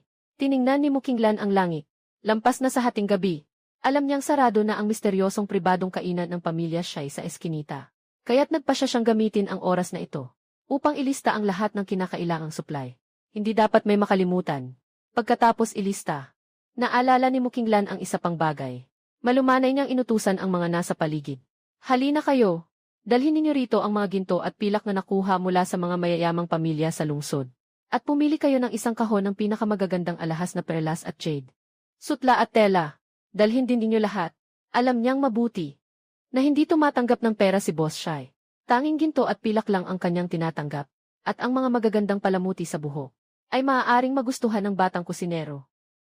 Upang mabili ang kakaibang gamot na ito mula sa kanila, kailangan niyang magbigay ng karagdagang bayad. Kinuha ni Mu Qinglan ang listahan at pumunta kay Dr. Shen upang kumpirmahin ito. Tiningnan ni Yu Si. Shen, at hindi napigilang bumulong. Pwede pa bang bumili ng mas marami? Ito ay mga bagay na nakakapagligtas ng buhay. Medyo naguguluhan si Mu Qinglan. Hindi ba sapat na ito para sa mga susunod na labanan? Nanlaki ang mga mata ni Yu Si. Shen, Sapat na ito para sa araw na ito. Sapat na ngayong araw. Paano sa hinaharap? Kung sakaling mapunta ako sa malayo para makipagdigma, kailangan ko pa bang bumiyahe ng malayo para bumili dito sa bayan? Habang kaya pang bilhin ngayon. Mas marami, mas mabuti. Ito ang tinatawag na paghahanda sa digmaan. Aalis na ako para ayusin iyan. Biglang naunawaan ni Mukinglan. Kinabukasan ng umaga, pagkatapos kong maghilamos at magsipilyo. Habang naghahanda akong buksan ang likurang pinto ng aking pribadong restoran para magpahangin. Pumasok si Mukinglan na nakakapit sa ilog. Pagkakita namin sa isa't isa, pareho kaming natigilan. Malinaw na nagbihis ng espesyal ang babaeng general sa harap ko. Tinanggal niya ang kanyang bahid dugo na baluti. At nagsuot ng malinis at maayos na mahabang damit na puting buwan. Sa kanyang buhok, mayroon lamang siyang isang malambot na jade hairpin. Nawala ang kanyang pagiging matala sa larangan ng digmaan. Sa sandaling ito, siya ay nagtataglay ng higit na lambing at kagandahan ng isang babae mula sa Jiangnan. Siya ay puno ng sigla. Sa aking isipan, tahimik na lumutang ang apat na salitang nakakaakit na kagandahan. Ngunit ang kanyang mukha ay nanatiling seryoso. Tinuro niya ang damit nito at tumawa. Napanalunan mo ang laban. Ang suot mo ay hindi mukhang panglabanan. Bahagyang namula ang pisngi nito. Iniiwas ang tingin sa akin. Itinulak niya sa harap ko ang isang mabigat na kahon. May bahid ng pagkailang sa boses nito. Para sa iyo ito. Tinitingnan ko ang pino at maselang kahon na may mga kabibe at gintong sinulid. Nagulat ako. Nagsignal si Mukinglan na buksan ko ito. Sa pagbukas ng takip, isang malakas na sinaunang ganda at sinag ng perlas ang bumungad. Nabulag ako ng bahagya. Malalim akong huminga. Maingat niyang inilabas ang mga bagay sa loob, isa-isa. Ito ay iba't ibang mga palamuting pangkoleksyon. Mga palamuting gawa sa hiyas. At ilang mga napakagandang palamuti sa ulo. Ang pagkakagawa ng bawat isa ay napakagaling. Ang kagandahan ng Cloison enamel. Ang karangyaan ng pagkakabit ng mga hiyas. Sa liwanag ng umaga ay naglalahad ng bigat ng panahon. Ang mga bagay na ito ay mga likhang kamay ng mga sinaunang bihasang manggagawa na pinakinis ng mano-mano. Unti-unting lumubog ang aking puso. Ang kahon ng mga bagay na ito. Sa modernong auction house, ay malamang na bawat isa ay makakabili ng isang bahay. Tumingala ako sa kanya. Ang aking mga mata ay puno ng pagtataka. Saan galing ito? Pagkatapos ng paglusob kagabi. Nakuha ito mula sa bahay ng mayayaman sa loob ng lungsod. Sa tingin ko, maganda ang kalidad nito. Kaya personal kong pinili ang isang kahon para sa iyo. Mahinahon ang tono ni Mukinglan. Ngunit may bahid ng hindi masyadong halatang pagmamalasakit sa kanyang mga mata. Pagkasabi pa lang niya nito, nang makita niyang bahagya akong nakakunot ang noo. At may bahid ng pagtutol sa aking mukha. Agad siyang nagpaliwanag. Huwag mag-alala, Boss Shai. Bagaman ang mga ito ay kinuha, hindi naman ito nakaapekto sa buhay ng mga tao. At hindi rin nadungisan ng anumang kaso ng pagpatay. Malinis na malinis. Naluwag ang puso ko ng kalahati. Basta't hindi duguan ang mga gamit. Pwede ko itong tanggapin. Nag-isip ako sandali, at nagtanong ng seryoso. Anong gusto mo? Isang napakahalagang bagay. Hindi ito mukhang simpleng pasasalamat lang. Kumaway si Mukinglan. Sa sinserong tono, ito ay personal na pasasalamat. Bukod dito, naghanda rin ako ng maraming ginto at pilak. Gusto kong bumili pa ng gamot na panlunas sa sugat mula sa iyo. Mas marami, mas mabuti. Kaya mo ba? Walang problema. Agad akong sumang-ayon. Agad na kumuha si Mukinglan ng isang tumpok ng mga papel na puno ng sulat mula sa kanyang manggas. Binasa niya ito ng salita bawat salita. Nang marinig ko ang napakaraming pangalan ng gamot at ang nakakagulat na dami nito, napahinga ako ng malalim.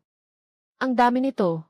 Kahit paubos ko ang mga gamot sa kalahati ng mga butika sa syudad, hindi pa rin ito sapat. Nakasimangot ako. Masyado kang marami ang gusto. At mahigpit ang pagbabantay sa ilang gamot na reseta dito. Kung marami kang bibilhin, madali kang mapapansin ng mga otoridad. Baka makulong pa ako. Nagpaos ako. At sinabi ko ulit, ganito na lang. Sandali ka muna. Isusulat ko ang dami. Lalabas ako para kumontak sa mga espesyal na supplier. Magbibigay ako ng sagot sa iyo mamayang tanghali. Naintindihan naman ni Mukinglan. Tumango siya bilang pagsang-ayon. Pagkatapos magkasundo na babalik siya mamayang tanghali para sa balita. Tumayo siya para umalis. Habang dumadaan sa mga estante sa labas ng kusina, napansin niya ang mga hindi pa nabubuksang instant noodles. May bahid ng pag-asa sa kanyang mga mata. Naaalala ko noong huli kang nagbigay sa akin ng 2 kahon. Ng instant noodles na iyon. Masarap talaga. Pinuri ito ng lahat ng opisyal sa militar. Ito. Magkano? Hindi ko mapigilang matawa. Yung malasang-lasa mula sa seasoning packet ng instant noodles. Pero ito ay isang lasa na sadyang ginawa ng modernong industriya. Paano ito matatanggihan ng mga sinaunang tao? Kung gusto mo, bibigyan kita ng 2 kahon pa. Kung maramihan ang bibilhin, isang kahon, 5 tael ng pilak ang singil ko sa iyo. Ito ay ang malaking pakete na may dagdag na laman. 24 na pakete sa isang kahon. Sa totoo lang, hindi rin mababa ang aking gasto sa pagbili. Ito na talaga ang presyong makatao. Mabilis akong nagkalkula sa isip ko. 5 tael ng pilak ay halos 6,000 yuan sa Earth, at ang presyo ko sa pagbili ay wala pang 60 yuan bawat kahon. Ito ay 100 beses na tubo. Talagang napakabuti. Walang sinabi si Mukinglan. Diretso niyang inilabas mula sa kanyang dibdib ang isang mabigat na gintong bar na 10 tael. Kung gayon, unahin ko na ang 20 kahon. Wala akong ganoon karaming stock dito. Mag-aayos ako ng stock para sa iyo mamaya. Ikaw na muna ang magdala ng 2 kahon. Ituring mo na lang na regalo ko sa iyo. Habang sinasabi ko iyon, ay kumuha pa ako ng 2 malalaking pakete ng starch sausage at ibinigay sa kanya. Ito, balatan mo ang balat. Ilagay sa sabaw ng noodles at kainin. Mas masarap pa ang lasa. Tinanggap ni Mukinglan ang starch sausage. At paulit-ulit na tumango. Ang kanyang tingin ay muling napunta sa ergotao sa ilalim ng istante. At ang kanyang tono ay nagkaroon ng bahid ng pagmamakaawa. Yung matapang na alak noong huli. Sinabi ni Dr. Shen na itabi para sa paglilinis ng sugat. At hindi pinayagang inumin ng mga sundalo. Pero kakapanalo lang ng mga sundalo. Gusto kong uminom ng malakas. Dito sa iyo, maaari ka pa bang magbenta sa akin ng alak? Unang beses ay estranghero, pangalawang beses ay magkakilala na. Sapat ang alak. Ihahanda ko para sa iyo ang malalaking lata. Nagkasundo silang magkita muli sa tanghali. Doon lamang kinuha ni Mukinglan ang 2 kahon ng harina at sausage. Umalis siya sa likod na pintuan ng pribadong kainan ng may pag-aatubili. Bumalik sa kampo. Si Ilchi. Shen ay matagal nang naghihintay sa harap ng tolda. Pagkakita kay Mukinglan na bumalik, nanginginig sa tuwa ang balbas ng matanda. Kumuha ulit siya ng instant noodles. Ano naman itong mahaba at pulang bagay? Sinabi ni Boss Shi na ito ay tinatawag na starch sausage. Pwede na itong kainin kapag nabalatan. Sagot ni Mukinglan. Masarap ba? Tanong ni Dr. Shen. Agad siyang nagpakunot ng noo. Hindi pwede. Kailangan ko munang suriin kung may lason ito. Habang sinasabi niya ito, mabilis na inagaw ni Ilsi Shen ang instant noodles at hotdog. Agad niyang sinimulan ang pagtikim. Habang binubuhusan ng mainit na tubig ang seasoning packet, agad na kumalat ang kakaibang bango sa buong kampo. Napalibutan ng mga sundalo ang labas ng tent. Walang tigil ang mga mata na nakatitig sa mangkok ni Ilsi Shen, napatulo ang kanilang laway. Sino kaya ang unang makakatikim ng napakasarap na pagkain na ito? Kahit na may lason talaga. Sulit pa rin. Pagkatapos kong ihatid si Mukinglan, tumayo ako sa tindahan at natulala saglit. Maingat kong inilagay ang kahon ng mga alahas sa safe. Sa mahigit 20 taon ng aking buhay, ito ang unang pagkakataon na may babaeng nagbigay sa akin ng napakamahalagang bagay. At isa pa, isang magiting na babaeng general. Hindi ko mapigilang mapangiti. Nagsimula akong magpasya sa aking sarili. Dahil sa intensyon na ito. Siguraduhin kong magiging matagumpay ang negosyo ng gamot na ito. Naglinis lang ako ng kaunti. Isinara ko ang pinto ng aking pribadong kainan. Naglalaan ako ng oras para kumain ng agahan at gawin ang mga bagay na kailangan. Diretso akong naglakad patungo sa paborito kong tindahan ng lugaw sa kanto. Mahaba na ang pila sa labas ng tindahan. Umuusok pa. Nagmasid ako sa paligid ng mga tao. Mabilis kong nakita ang target ko. Ang may-ari ng Changchen Pharmacy. Si Chen Hiyu. Ang lalaking ito. Talaga namang nagnoodles pa siya ng maaga. Sa tabi ng mangkok ng maasim at maanghang na noodles ni Chen Dewang, nakalagay ang isang bote ng malamig na beer na may usok.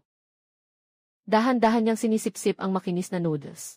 Pagkatapos, dahan-dahan niyang iniinom ang malamig na beer. Ang kanyang pagiging relax ay mas nakakagaan pa kaysa sa isang Diyos. Nakikita ang kalahati pang natitirang beer. Ang kanyang puso na nakabitin sa lalamunan ay unti-unting bumaba. Nakahinga na rin ako ng maluwag. Sa tingin ko, kahit uminom siya kagabi, halatang hindi naman siya nawalan ng malay. Malinaw ang isip niya ngayon. Tamang-tama para sa seryosong usapan. Hindi nagtagal. Hawak ang isang mangkok ng mainit na noodles. Lumapit ako kay Uncle Chen at umupo sa harap niya. Umiti ako ng propesyonal at bumati. Uncle Chen, kumakain ka na ba? Craft beer at maanghang na noodles. Talagang marunong kang mamuhay. Tumingala si Uncle Chen at sinulyapan ako. Ang tono niya ay may bahid ng pang-aasar ng isang nakatatanda sa mas bata. Ina, narinig ko. Ang iyong lihim na restaurant ay kumuha ng isang malaking order kamakailan. Magaling, bata. Mayroon kang hinaharap. Umiti ako ng bahagya. Kinamot ko ang aking buhok. Hindi ko rin naman itinanggi. O ay, sige na nga. Lahat ng swerte. Nakakita ng taong marunong tumingin. Ang balita sa mga kapitbahay ay mas mabilis pa sa 5. Kahapon lang ng hapon nilagdaan ang kontrata. Ngayon alam mo na. Nakita kong inubos ni Chen Dewang ang huling beer. Naubos na ang maasim at maanghang na pansit sa mangkok. Mabilis kong inubos ang pansit sa mangkok. Kumuha ako ng tissue para punasan ang aking bibig. Mabilis akong sumunod sa kanyang pagtayo. Naging napaka-sincere ng aking tono. Mayroon talaga akong kinakaharap na teknikal na problema. Gusto ko sanang humingi ng payo sa inyo, ang batikang eksperto sa mga pampalasa. Lumingon si Chen Dewang. Tinitingnan niya ako na parang may ngiti pero hindi. Sa mga mata niya, may pagkaunawa na alam na niya. Ikaw na bata ka. Kadalasan, mas mahirap pa sa pag-akyat sa langit ang pag-anyaya sa iyo dito. Kung walang kailangan, hindi ka naman kusang lalapit sa akin. Ano bang masamang balak ang iniisip mo? Kinakamot ko ang likod ng ulo ko at tumatawa ng mahina. Medyo nahihiya ang kanyang mukha. Noon, bata pa ako. Hindi ko pa naiintindihan. Napahiya ko kayo, Tio Chen. Ang ibig kong sabihin na hindi ko naiintindihan ay isang nakakahiya na alaala noong bata pa ako na nakatago sa aking puso. Noong taong iyon, nasa elementarya ako. Maaga akong gumising para pumasok sa paaralan. Natagpuan na nakahandusay si Chen Dewang sa harap ng kanyang tindahan ng mga gamit sa bahay at pampalasa, na parang nasusuka na siya ng todo. Ang kanyang mukha ay kasing putla ng papel. Natakot akong mabuti noon. Naupo ako sa gilid ng kalsada at umiiyak ng malakas. Akala ko ay mamamatay na si Uncle Chen. Pagkatapos ay narinig ito ng aking ama at nagmadaling pumunta. Binuhat niya si Chen Dewang at tumakbo patungong ospital ng bayan. Nag-gastric lavage at nag-drip pa. Halos kalahating araw siyang inasikaso para lang mailigtas ang buhay niyang nalunod sa alak. Simula noon, sa tuwing makikita ko si Chen Dewang, para akong daga na nakakita ng pusa. Natatakot akong makita muli ang nakakatakot niyang itsura na lasing na lasing. Tumawa ng malakas si Chen Dewang. Hindi na niya pinansin ang nakaraan. Naglakad siya patungo sa pintuan ng tindahan, suot ang kanyang tanyag na tsinelas na plastik. Inapak ang roller shutter. At mabilis niyang binuksan ang kandado gamit ang susi. Pagkatapos buksan ang pinto ng tindahan ng malakas, kumuha siya ng pulang plastic stool mula sa mga nagkalat na gamit at ibinigay sa akin.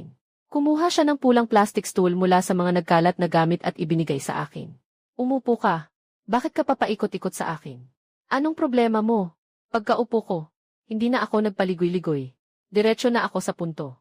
Tito Chen, mayroon akong malaking kliyente na gustong umorder ng maraming premium na pampalasa at tuyong sangkap. Dahil napakalaki ng kanilang pangangailangan. Mas malaki pa ito kaysa sa stock ng maliit kong tindahan. Kaya gusto ko lang pong itanong, sa mga ganitong malalaking transaksyon, kaya niyo po bang ikonekta sa mga pinagmulan? Gaano karami? Tanong ni Chen Dewang. Habang kumuha ng sigarilyo sa counter at sinindihan, agad akong kumuha sa bulsa ng listahan na inayos ko kagabi. Iyon ay isang talaan ng modernong kagamitan na ginawa ayon sa pangangailangan ni General Mu.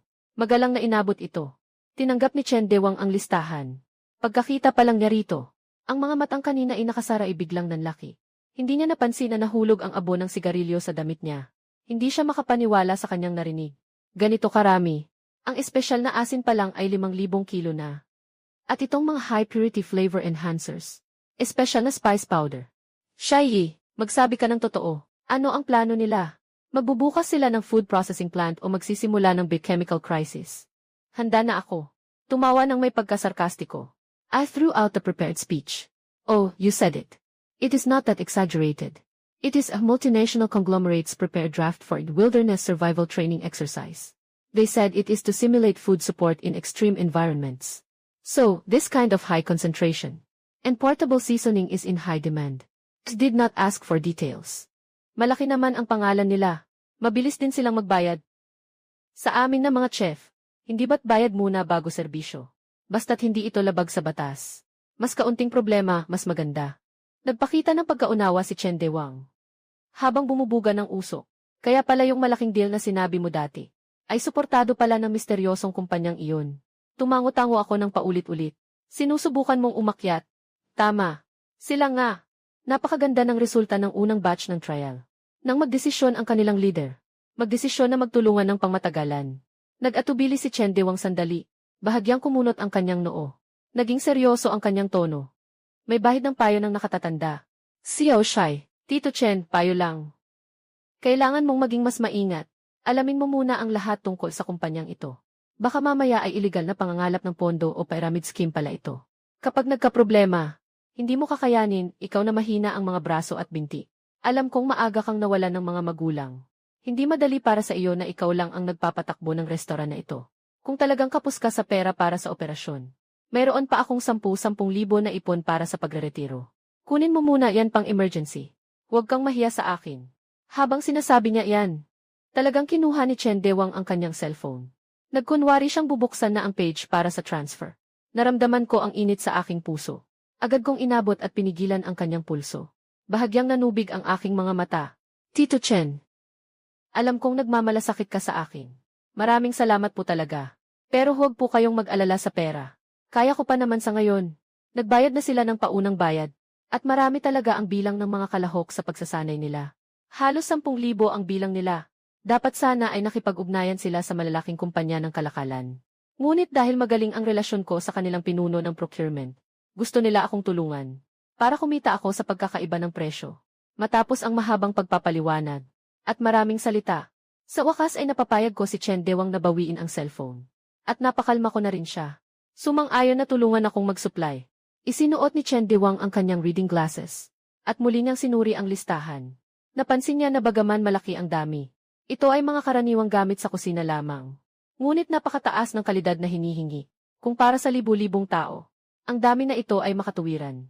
Matapos mag-isip ng matagal, sa wakas ay tumango siya. Sige na, ang mga bagay na nasa listahan mo ay kukunin ko mula sa wholesale headquarters sa probinsya. Pero dahil iba-iba ang klase, 3 araw ang pinakamabilis bago ko mapagsama-sama lahat. Sa tingin mo, sapat na kaya ang oras? Magaling! Salamat, Tio Chen, sa pagliligtas ng buhay ko. Tumango ako ng may determinasyon. Isang hindi mapigilang ngiti ng kasiyahan ang sumilay sa aking mukha. Bumuntong hininga si Chen Dewang. May halong pagkadismaya at pagmamahal ng isang nakatatanda ang kanyang tono. Kung ibang tao na hindi ko kilala ang bumili, ibebenta ko agad ng walang pag-aalinlangan. Kahit ano pa ang ginagawa niya. Pero iba ka. Lumaki ka sa aking paningin. Kailangan kong alagaan ka. Natatakot akong mapunta ka sa maling landas. Malinaw sa aking isipan. Ang pagkakaiba na sinasabi niya. Talagang itinuturing niya akong parang sariling pamangkin. Nagpasalamat ako kay Chen Dewang na may ngiti. Naging mas masigla rin ang aking boses. Huwag kang mag-alala, Tio Chen. Bibigyan kita ng mga lutong bahay araw-araw simula ngayon. Salamat sa iyong pagod. Ikaw na bata ka. Bakit ka pa nagiging magalang sa akin? Tiningnan ako ni Chen Dewang na may pagkainis. Ngunit nagbigay pa rin siya ng paalala tungkol sa mga panganib. Pagkain at gamot ay nagmumula sa iisang pinagmulan. Maliit na bagay lang kung mahal ang pampalasa. Paano kung makabili ka ng mga produktong walang tatak at makamatay ito? Hindi mo na malalaman kung saan ka iyak. Tama. Tama ang payo ni Uncle Chen. Sisiguraduhin ko na ang kalidad sa hinaharap. Agad akong pumayag, napakababa ng aking pagtingin sa sarili. Nang matapos magsalita si Chen Dewang, umiti ako at nagtanong ng may pag-aalinlangan. Tito Chen, kailan ko makukuha ang pinakamabilis na batch? Mula sa mga stock, mahigpit ang pagmamadali nila sa akin. Sabi nila, paalis na ang mga nauna. Tinitigan ulit ako ni Chen Dewang. Pero tinapik pa rin niya ang hita niya at tumayo.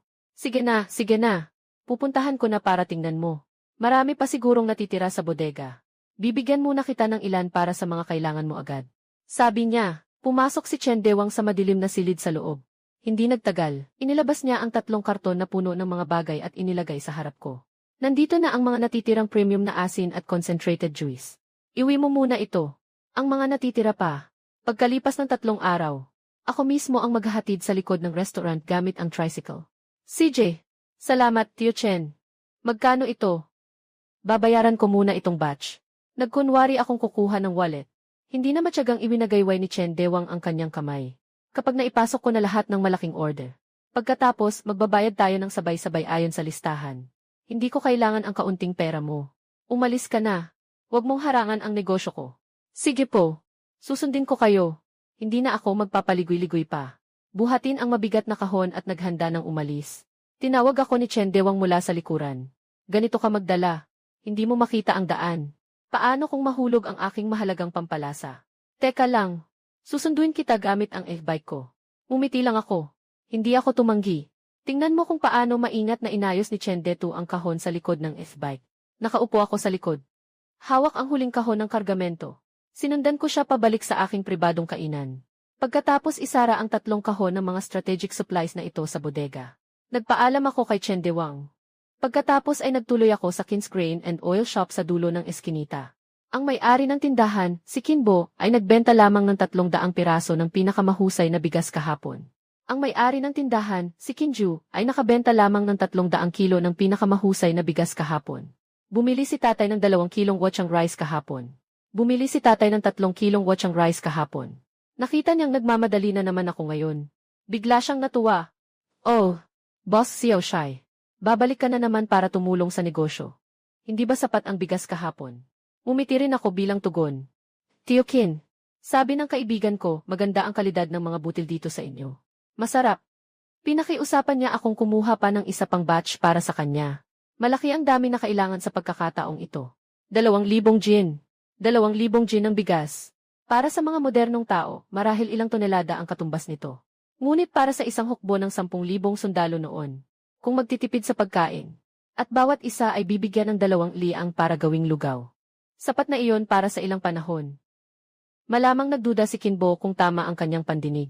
Sa kawalan ng malay, nagtanong siya pabalik. Gaano karami? 2,000 kilo. Kasya ba yan sa maliit mong kainan? 2,000 kilo nga. Malakas ang pagtango ko. Dagdag ko. Lahat ay pinaghalong matagal itabi na bigas at pinong harina. Komplikado ang kapaligiran kung saan sila nag-ensayo. Kung masyadong delikado ang bigas, madali itong masira. Siguraduhing sapat ang dami. Hindi dapat kulang. Nang marinig ni Uncle Kin ang malaking order, namula ang kanyang mukha sa tuwa. Ito na ang kanyang kita sa loob ng kalahating buwan.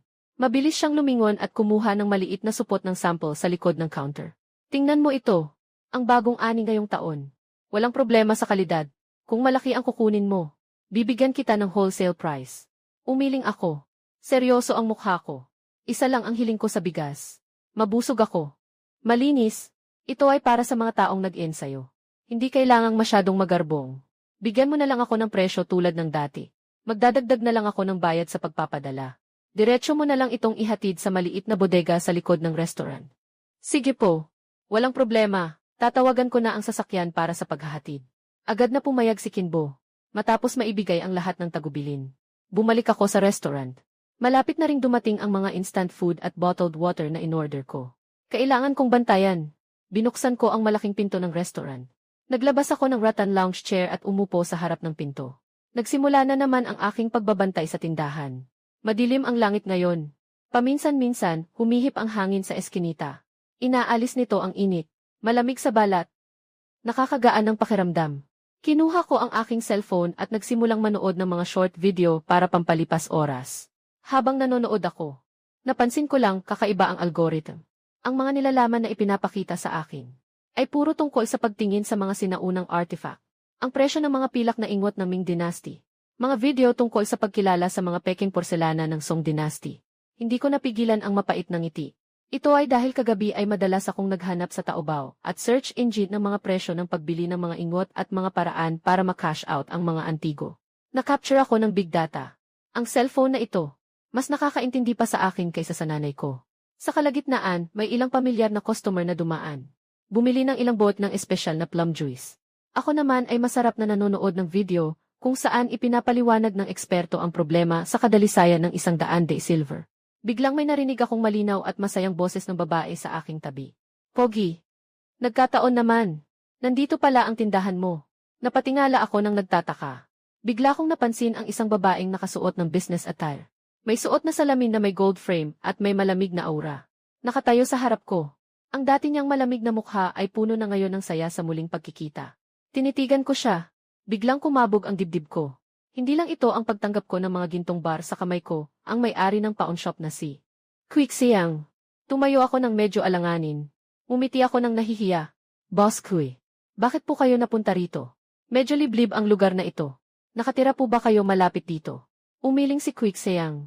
Paliwanag niya na may ngiti. Hindi. Nakatira ang lolo ko sa likod na lumang bahay na iyon. Naglaan ako ng oras para bisitahin siya ngayon.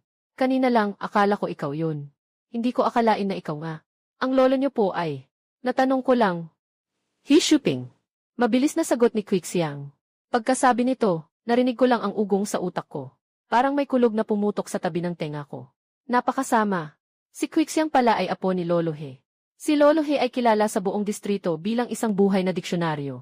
Nakatira siya dito ng 80 taon. Alam niya kung ilang bawang ang mayroon ang bawat pamilya sa kapitbahayan. Ang pamilya ko, 3 henerasyon na kaming mga tapat na kusinero. Alam ng lahat kung ano ang kaya namin. Nang pumanaw ang aking mga magulang, maliban sa sirang kainan na ito at ilang libong ipon, wala kaming ibang mana, kung ipagmalaki ni Quixie ang kay Lolo He, na nakakuha siya ng napakagandang gintong bar mula sa akin. Ang sikreto ko ay mabubunyag agad. Napatawa na lang ako. Biglang nabasa ng pawis ang likod ko. Pinahina ko ang boses ko. Sa halos nagmamakaawang paalala. Boss Kui, mabubulaklak ang dila ng mga tao dito sa lumang bayan. Lahat tayo ay nagkakakilala. Yung, tungkol sa pagbenta ko sa inyo. Pakiusap, huwag nyo sanang ipagsabi. Huwag nyo itong babanggitin sa lolo nyo. Kung hindi, magkakagulo dito. Si Quixiang ay matalino. Tingnan mo ang itsura ko. Agad kang nagpakita ng pagkaunawa. Malaki ang kanyang kamay na kumaway. At sinabi niya ng may pag-alo. Huwag kang mag-alala, ang unang tuntunin. Sa aming pawn shop ay protektahan ang privacy ng kliyente. Hindi kami nagtatanong ng hindi dapat itanong. Hindi ko sasabihin ang hindi dapat sabihin. Iyan ang profesionalismo. Bumisita lang ako sa lolo ko. Hindi ko kayo bibigyan ng problema. Kahit na nangako siya, parang may kuneho sa dibdib ko na tumatalon-talon. Napilitan lang akong ngumiti. CJ, maraming salamat sa pag-unawa mo, Boss Kui. Dahil nakita niyang ayaw ko nang magsalita pa. Matalino si Quixiang at umalis na. Sige, magtrabaho ka na. Pupuntahan ko ang lolo ko. Kung may magandang item ka sa hinaharap, tandaan mong unahin mo akong tawagan. Madali tayong magkakasundo sa presyo. Pagkaalis ni Quixiang, wala na akong gana manood ng videos. Nakatingin lang ako sa kawalan ng kalsada. Nakasimangot ako, puro pag-aalala ang nasa isip ko. Siguradong magpapadala pa si General He ng mas maraming ginto at alahas. Mabibili pa kaya ito ni Quixiang? Paano kung mabuking ang lahat balang araw? Dumating ang mga pulis at tinanong ako kung saan nanggaling ang mga ito. Paano ko sasagutin? Sasabihin ko bang mayroon akong lagusan patungong sinaunang panahon? Siguradong ipapadala nila ako sa mental hospital. Hawak ko ang tiket patungong bilyonaryo sa aking bulsa. Ngunit hindi ko magawang kunin ito ng lantaran. Ang sakit ng pagiging kasingyaman ng isang bansa, ngunit nagpapanggap na isang mahirap na kusinero. Ako lang ang nakakaintindi. Sino ang makakaintindi? Nagulo ko ang buhok ko sa pagkabagot. Pakiramdam ko'y kasing laki ng sombrero ang ulo ko. Hanggang sa huminto ang maliit na truck ni Uncle Meng sa harap ng kainan. Ang nakakabinging busina ang pumukaw sa akin mula sa aking pag-iisip. Shai, buksan mo. Ibaba na ang karga. Sumilip si Uncle Meng at sumigaw. Agad akong tumayo at sinalubong siya. Tinulungan ko si Uncle Meng na ipasok ang sasakyan sa pinto ng bodega sa likod bahay.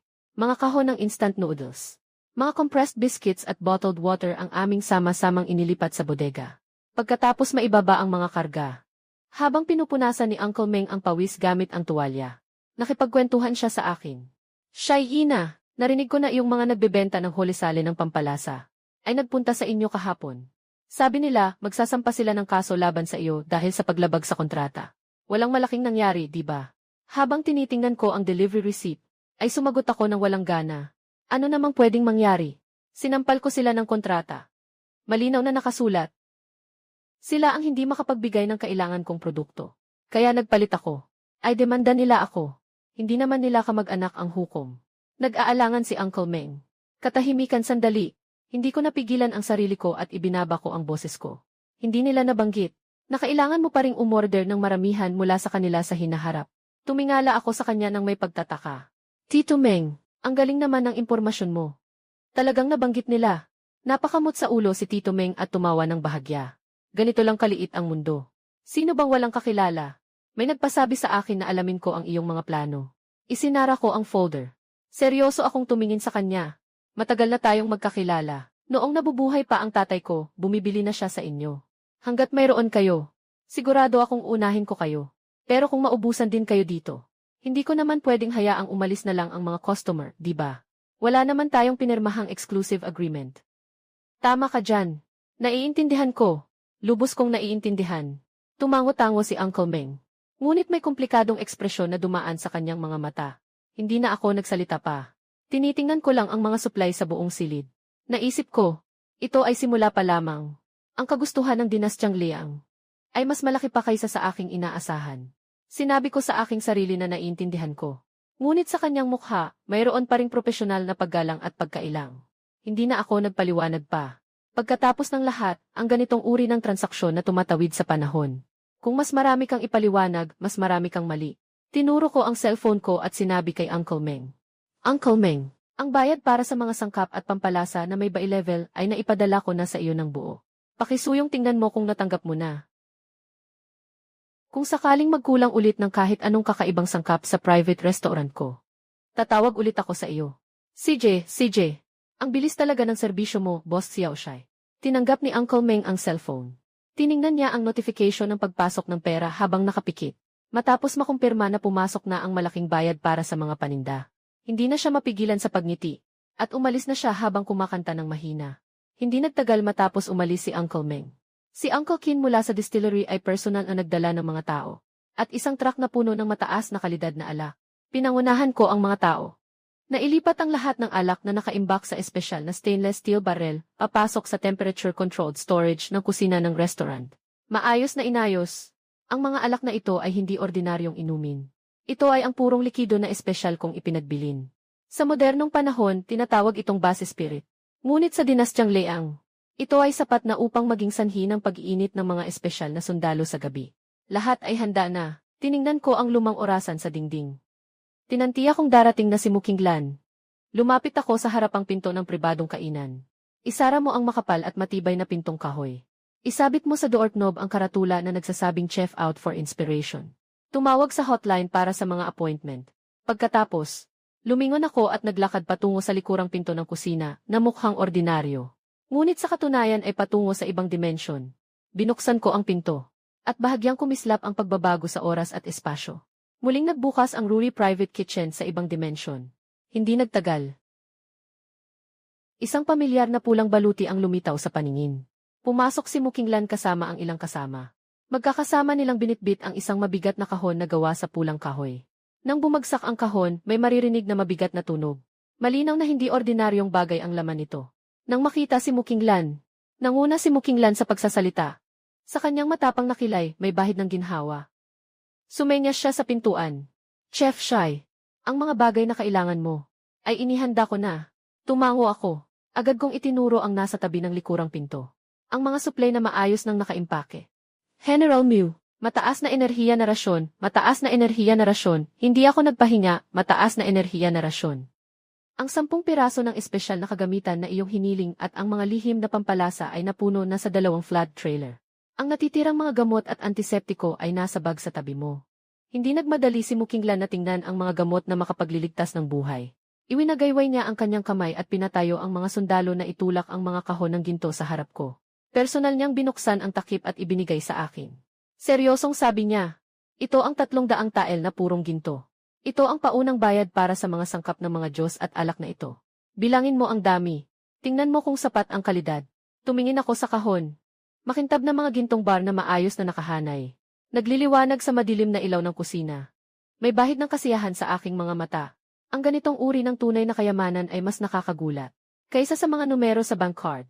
Agad akong tumango. Sapat na, sapat na. Masyado kang magalang, General Mu. Tama nga pala. May isang bagay na kailangan kong sabihin ng maaga. Hindi mo na kailangang convert ang pilak para sa akin sa hinaharap. Nagbago na ang patakaran ko. Gusto ko lang ng mga gold bar. At mas mabuti kung buo pa sila. Hindi na basag o nabaluktot. Mas maganda kung may tatakpan ng opisyal.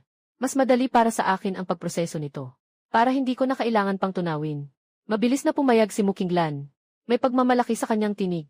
Huwag kang mag-alala. Noong huli nating sinalakay ang mga bahay ng mga tiwali at korap na opisyal.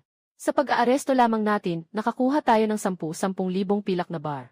Ngayon, ang mga bagay na ito ay walang silbi sa lungsod ng Yongzhou. Kung ipapalit natin ito sa iyong mga mahiwagang gamot at alak, tayo ang makikinabang. Ginto ang sapat. Hindi kami magkukulang sa pera. Lumapit siya sa trailer. At maingat na pinisil ang mga nakabalot na instant braised pork. Tiningnan din niya ang mga selyadong bariles. Medyo nag-aalangan siyang nagsabi. Masarap ang mga instant rations na ito. Sabi ng mga sundalo, parang nagdiriwang sila ng bagong taon. Sapat na ang dami. Ngunit itong 2,000 gin ng alak, akala ko sapat na ang isang mangkok bawat isa. Ngunit ngayon, paparating na ang bagyo sa Hilaga. Kung iinom ang mga sundalo ng malakas, baka hindi pa rin sapat. Chef Shai, maaari mo bang bigyan pa ako ng kaunti? Nang marinig ko ito, hindi ko maiwasang umiti ng misteryosong ngiti ng isang profesional na chef. Hindi na ako nagpaliwanag pa. Diretso akong lumapit sa isang bariles ng alak. Binuksan ang balbula at nagbuhos ng isang maliit na mangkok. At iniabot sa kanya. General Mew, tikman mo muna ang alak na ito. Tungkol sa kung sapat na ba o hindi. Kinuha ni Mukinglan ang ceramic bowl. Siya ay anak ng isang general. May malakas na personalidad. Hindi na nag-isip at uminom siya ng malaking lago. Sa susunod na segundo, ang kanyang mukhang puno ng tapang ay biglang napasimangot. Parang naglalaro ng match 3 game ang mga tampok ng mukha niya, nagsisiksikan. Ok. Hindi niya ito inaasahan. Ang init ay parang naglalakbay pababa sa kanyang lalamunan, diretso sa kanyang sikmura. Para siyang lumunok ng apoy. Kasunod nito, isang matapang na amoy ng alak ang umakyat sa kanyang ulo. Agad na namula ang kanyang maputing pisngi. Naging mainit ang buong katawan niya. Nakangiti kong tinanong, "Kumusta? Ang alak na ito, hindi ba sapat ang isang mangkok bawat isa?" "Sapat na. Sobrang sapat na." Pinunasan ni Mukinglan ang bahid ng alak sa kanyang bibig. Nagtataka, hindi pa ako nakakatikim ng ganito katapang na alak. Ang alak sa palasyo ay parang pinaghalong tubig na ihi ng kabayo kung ihahambing dito. Kung iinom ka ng marami nito, siguradong malalasing ka hanggang mamatay. Maaaring maapektuhan ang mga gawain ng militar. Isang mangkok bawat isa. Sapat na para sa init at tapang. Sakto lang. Siguraduhing maayos ang mga kalakal. 20 kahon ng espesyal na high-energy rations. 30 kahon ng vacuum-sealed cooked food. 50 kilo ng emergency medicine at 40 bariles ng espesyal na alak. Parang nakakuha ng kayamanan ang mga sundalo. Maingat nilang tinulak ang mga cart palabas. Pinabalik ni Mukinglan ang mga sundalo sa kampo dala ang mga supply. Ako naman ay bumalik sa aking pribadong restaurant. Malinaw na mayroon pa siyang gustong sabihin. Narinig na ng lahat ang tungkol sa may-ari ng maliit na restaurant na ito sa kailaliman ng bundok, isang batang lalaki na gwapo, at isang kakaibang lalaki na napakahusay magluto. Ngayon, nakita nilang nagpaiwan ang kanilang general. Agad silang nagsimulang mang-asar. O ay, hindi nakapagtataka kung bakit nag-ayos pa ng kaunti ang general bago lumabas kanina. Kaya pala para makita si Boss Shai. Ano bang alam mo? General, ang tawag dito ay babae nagpapaganda para sa nagpapasaya sa kanya. Ang galing ni Boss Shai. Sino bang hindi mahuhumaling? General, bilisan mo na. Kami namang mga ordinaryong sundalo, babalik na sa kampo at maghihintay ng masarap na alak. Hindi namin kayo guguluhin habang nag-uusap kayo ng mahahalagang bagay. Tama. Kung mahuli ka sa trabaho sa pribadong restoran na ito, General, okay lang kung hindi ka na umuwi sa kampo ngayong gabi. Naunawaan ka namin. Nagtawanan ang mga lalaki. Umalis sila na may dalang mga bariles ng alak, maingay. Iniwan si Mukinglan na nakatayo sa kinatatayuan niya. Umiling siya, halong pagkadismaya at pagkapahiya, habang natatawa. Ngunit ang kanyang mga tainga ay bahagyang namula. Nang makalayo na ang mga sundalo, lumingon si Mukinglan at pumasok sa tindahan. Kumuha ako ng isang upuang plastik na estilong Nordic, at inilagay sa labas ng bar. Nakangiti kong sinabi, "Maupo ka." General Mew, mayroon pa bang kailangan ipagbilin sa akin na isang kusinero? Tahimik na umupo si Mukinglan. Kinuha niya mula sa kanyang dibdib ang isang supot na may borda ng hugis kilin at ibinigay sa akin. Mayroon pa ritong 30 gintong bar. Ito ay bilang paunang bayad. Pakihanda na po ang natitirang gamot para sa pamamaga at gamot sa heatstroke sa lalong madaling panahon. Mas mahalaga pa ang mga ito kaysa ginto sa larangan ng digmaan. Tinanggap ko ang supot. Naisip ko, ito na naman, mahigit 20 milyon ang kita. Bigla akong naging masigla. Binuksan ko ang tablet at pinakita ang mga produkto. Pinakita ko sa kanya. Kailangan kong kumuha ng mga ito mula sa malalaking wholesaler sa syudad. Pinakamabilis ay 3 araw. Sa iyo naman, sapat ba ang oras? Napatingin sa akin si Mukinglan. May bahid ng banayad na pagmamahal sa kanyang mga mata. Mahinang sagot niya. Sapat na. Sa loob ng 3 araw. Hindi pa agad ibibigay ang utos na lisanin ang Yongzhou City. Sandali siyang tumigil. Biglang nagbago ang tono, tila malungkot. Ang pagkuha sa Yongzhou ay tagumpay na pinaghirapan ng mga sundalo gamit ang kanilang buhay. Ngunit ang mga kasunod na negosasyon ay tungkol na sa mga sibil na opisyal at sa korte. Bilang isang general, hindi ko na iyon masyadong magagawa. Ngayon, natapos na ng hukbo ni mo ang pinakamahirap na labanan. Ang natitira ay ang pagtalima ko at ng aking ama sa mga utos. Bumalik sa korte para umani ng gantimpala. O manatili dito para sa depensa. O, bumalik sa dating tahanan sa Taizhou. May bahid ng pag-aalala sa mga mata ni Mukinglan. Ang emperador ay likas na mapaghinala. Ngayon, ang Mu family army ay masyadong maimpluwensya. Baka hindi niya magawang payagan akong dalawa at ang aking ama na manatili sa hukbo na may kapangyarihan. Malamang, isa sa kanila ay ililipat. Habang pinakikinggan ko ang kanyang pagsusuri, bigla akong nakaramdam ng hindi magandang pakiramdam. Ang ganitong sitwasyon kung saan ang nagawa mo ay nakalamang sa pinuno, ay nangyari na ng maraming beses sa kasaysayan. Ang mga gamot at supply na ito ay hindi lahat para sa kasalukuyan, kundi para sa hinaharap. Tinitingnan ako ni Mukinglan sa mababang tinig kung ang Mu Family Army ay ililipat o kung ako ay ipapatawag sa kabisera. Malamang, mahirapan na akong mahanap muli ang iyong mahiwagang pribadong restaurant. Kaya't iminungkahi ng Dr. Shen sa militar. Habang nandito pa ako, mag-imbak muna ng mga gamit para sa posibleng pagputol ng komunikasyon. Nang marinig ko, nagulat muna ako. Tapos hindi ko napigilang tumawa. Medyo nainis si Mukinglan. Tinitigan niya ako. Nababahala ako. Bakit ka tumatawa? Pinipigilan ko ang aking tawa. Tinitingnan ang kanyang maningning na mga mata at sinabi, General Mew, baliw ka ba? Ang dahilan kung bakit ang pribadong restaurant na ito ay lumitaw sa lungsod ng Yongzhou ay dahil nandito ka. Ikaw ang tanging kliyente na nakatali sa akin. Naiintindihan mo ba? Kahit saan ka pa mapunta sa hinaharap. Basta gusto mo, mahahanap mo ako. Biglang tumingala si Mukinglan. Ang kanyang magagandang mata ay puno ng pagtataka at kawalan ng paniniwala. Totoo ba ito? Kahit nasaan man ako, lalabas ang pintong ito. Tumango ako, at paliwanag ko ng matyaga. Totoo naman. Ito ang patakaran ng aking Rui Private Kitchen. Kailangan mo lang isipin ang pangalan ng lugar o restaurant na hinahanap mo. Tapos lumakad ka ng 50 hakbang pahilaga. Lumakad ka pa ng 20 hakbang pasilangan. At makikita mo ang likurang pinto papunta sa akin. Akala ko'y kanina mo pa yan napansin. Sa totoo lang, nagpapasalamat din ako na mayroon akong karapatang magpaliwanag sa sistema. Si Mukinglan ang aking pangunahing kliyente. Siya rin ang tanging nagpapakabahalang ko sa mundong ito. Kung siya'y umalis, hindi lang nawala ang daan ko patungong kayamanan. Sino ang pupuno sa kawalan sa puso ko? Napatulala si Mukinglan habang nakatingin sa akin. Matagal bago siya nakabawi. May hindi maitagong pananabik sa kanyang tinig. Talaga bang pwede ito? Lalabas ako ngayon para subukan. Nakita ko ang kanyang likuran na nagmamadaling lumabas na parang isang mausisang dalaga. Hindi ko napigilan ang sarili kong tumawa. Ang babaeng general na ito na malupit sa digmaan ay talagang simple at kaibig-ibig sa ilang mga paraan. Gayunpaman, ano ang pakiramdam na ito ng init sa aking puso? Naiintindihan ko na, hindi lang ang kakulangan ng supply ang kanyang ikinababahala. Nag-aalala rin siya na hindi na niya ako makikita. Umiling ako, inalis ko ang mga mapanuksong isipan. Sinimulan kong ayusin ang bodega. Lumalaki ang mga order ni Mukinglan. Kailangan kong madaliin ang pagkontak kay Uncle Meng at Uncle Qin para maihanda nila ang susunod na batch ng pinakamagandang karne at alak.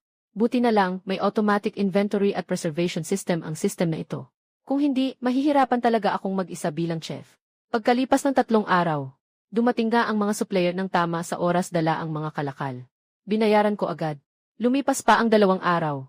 Muling dumating si Mukinglan kasama ang mga sundalo para kunin ang mga kalakal.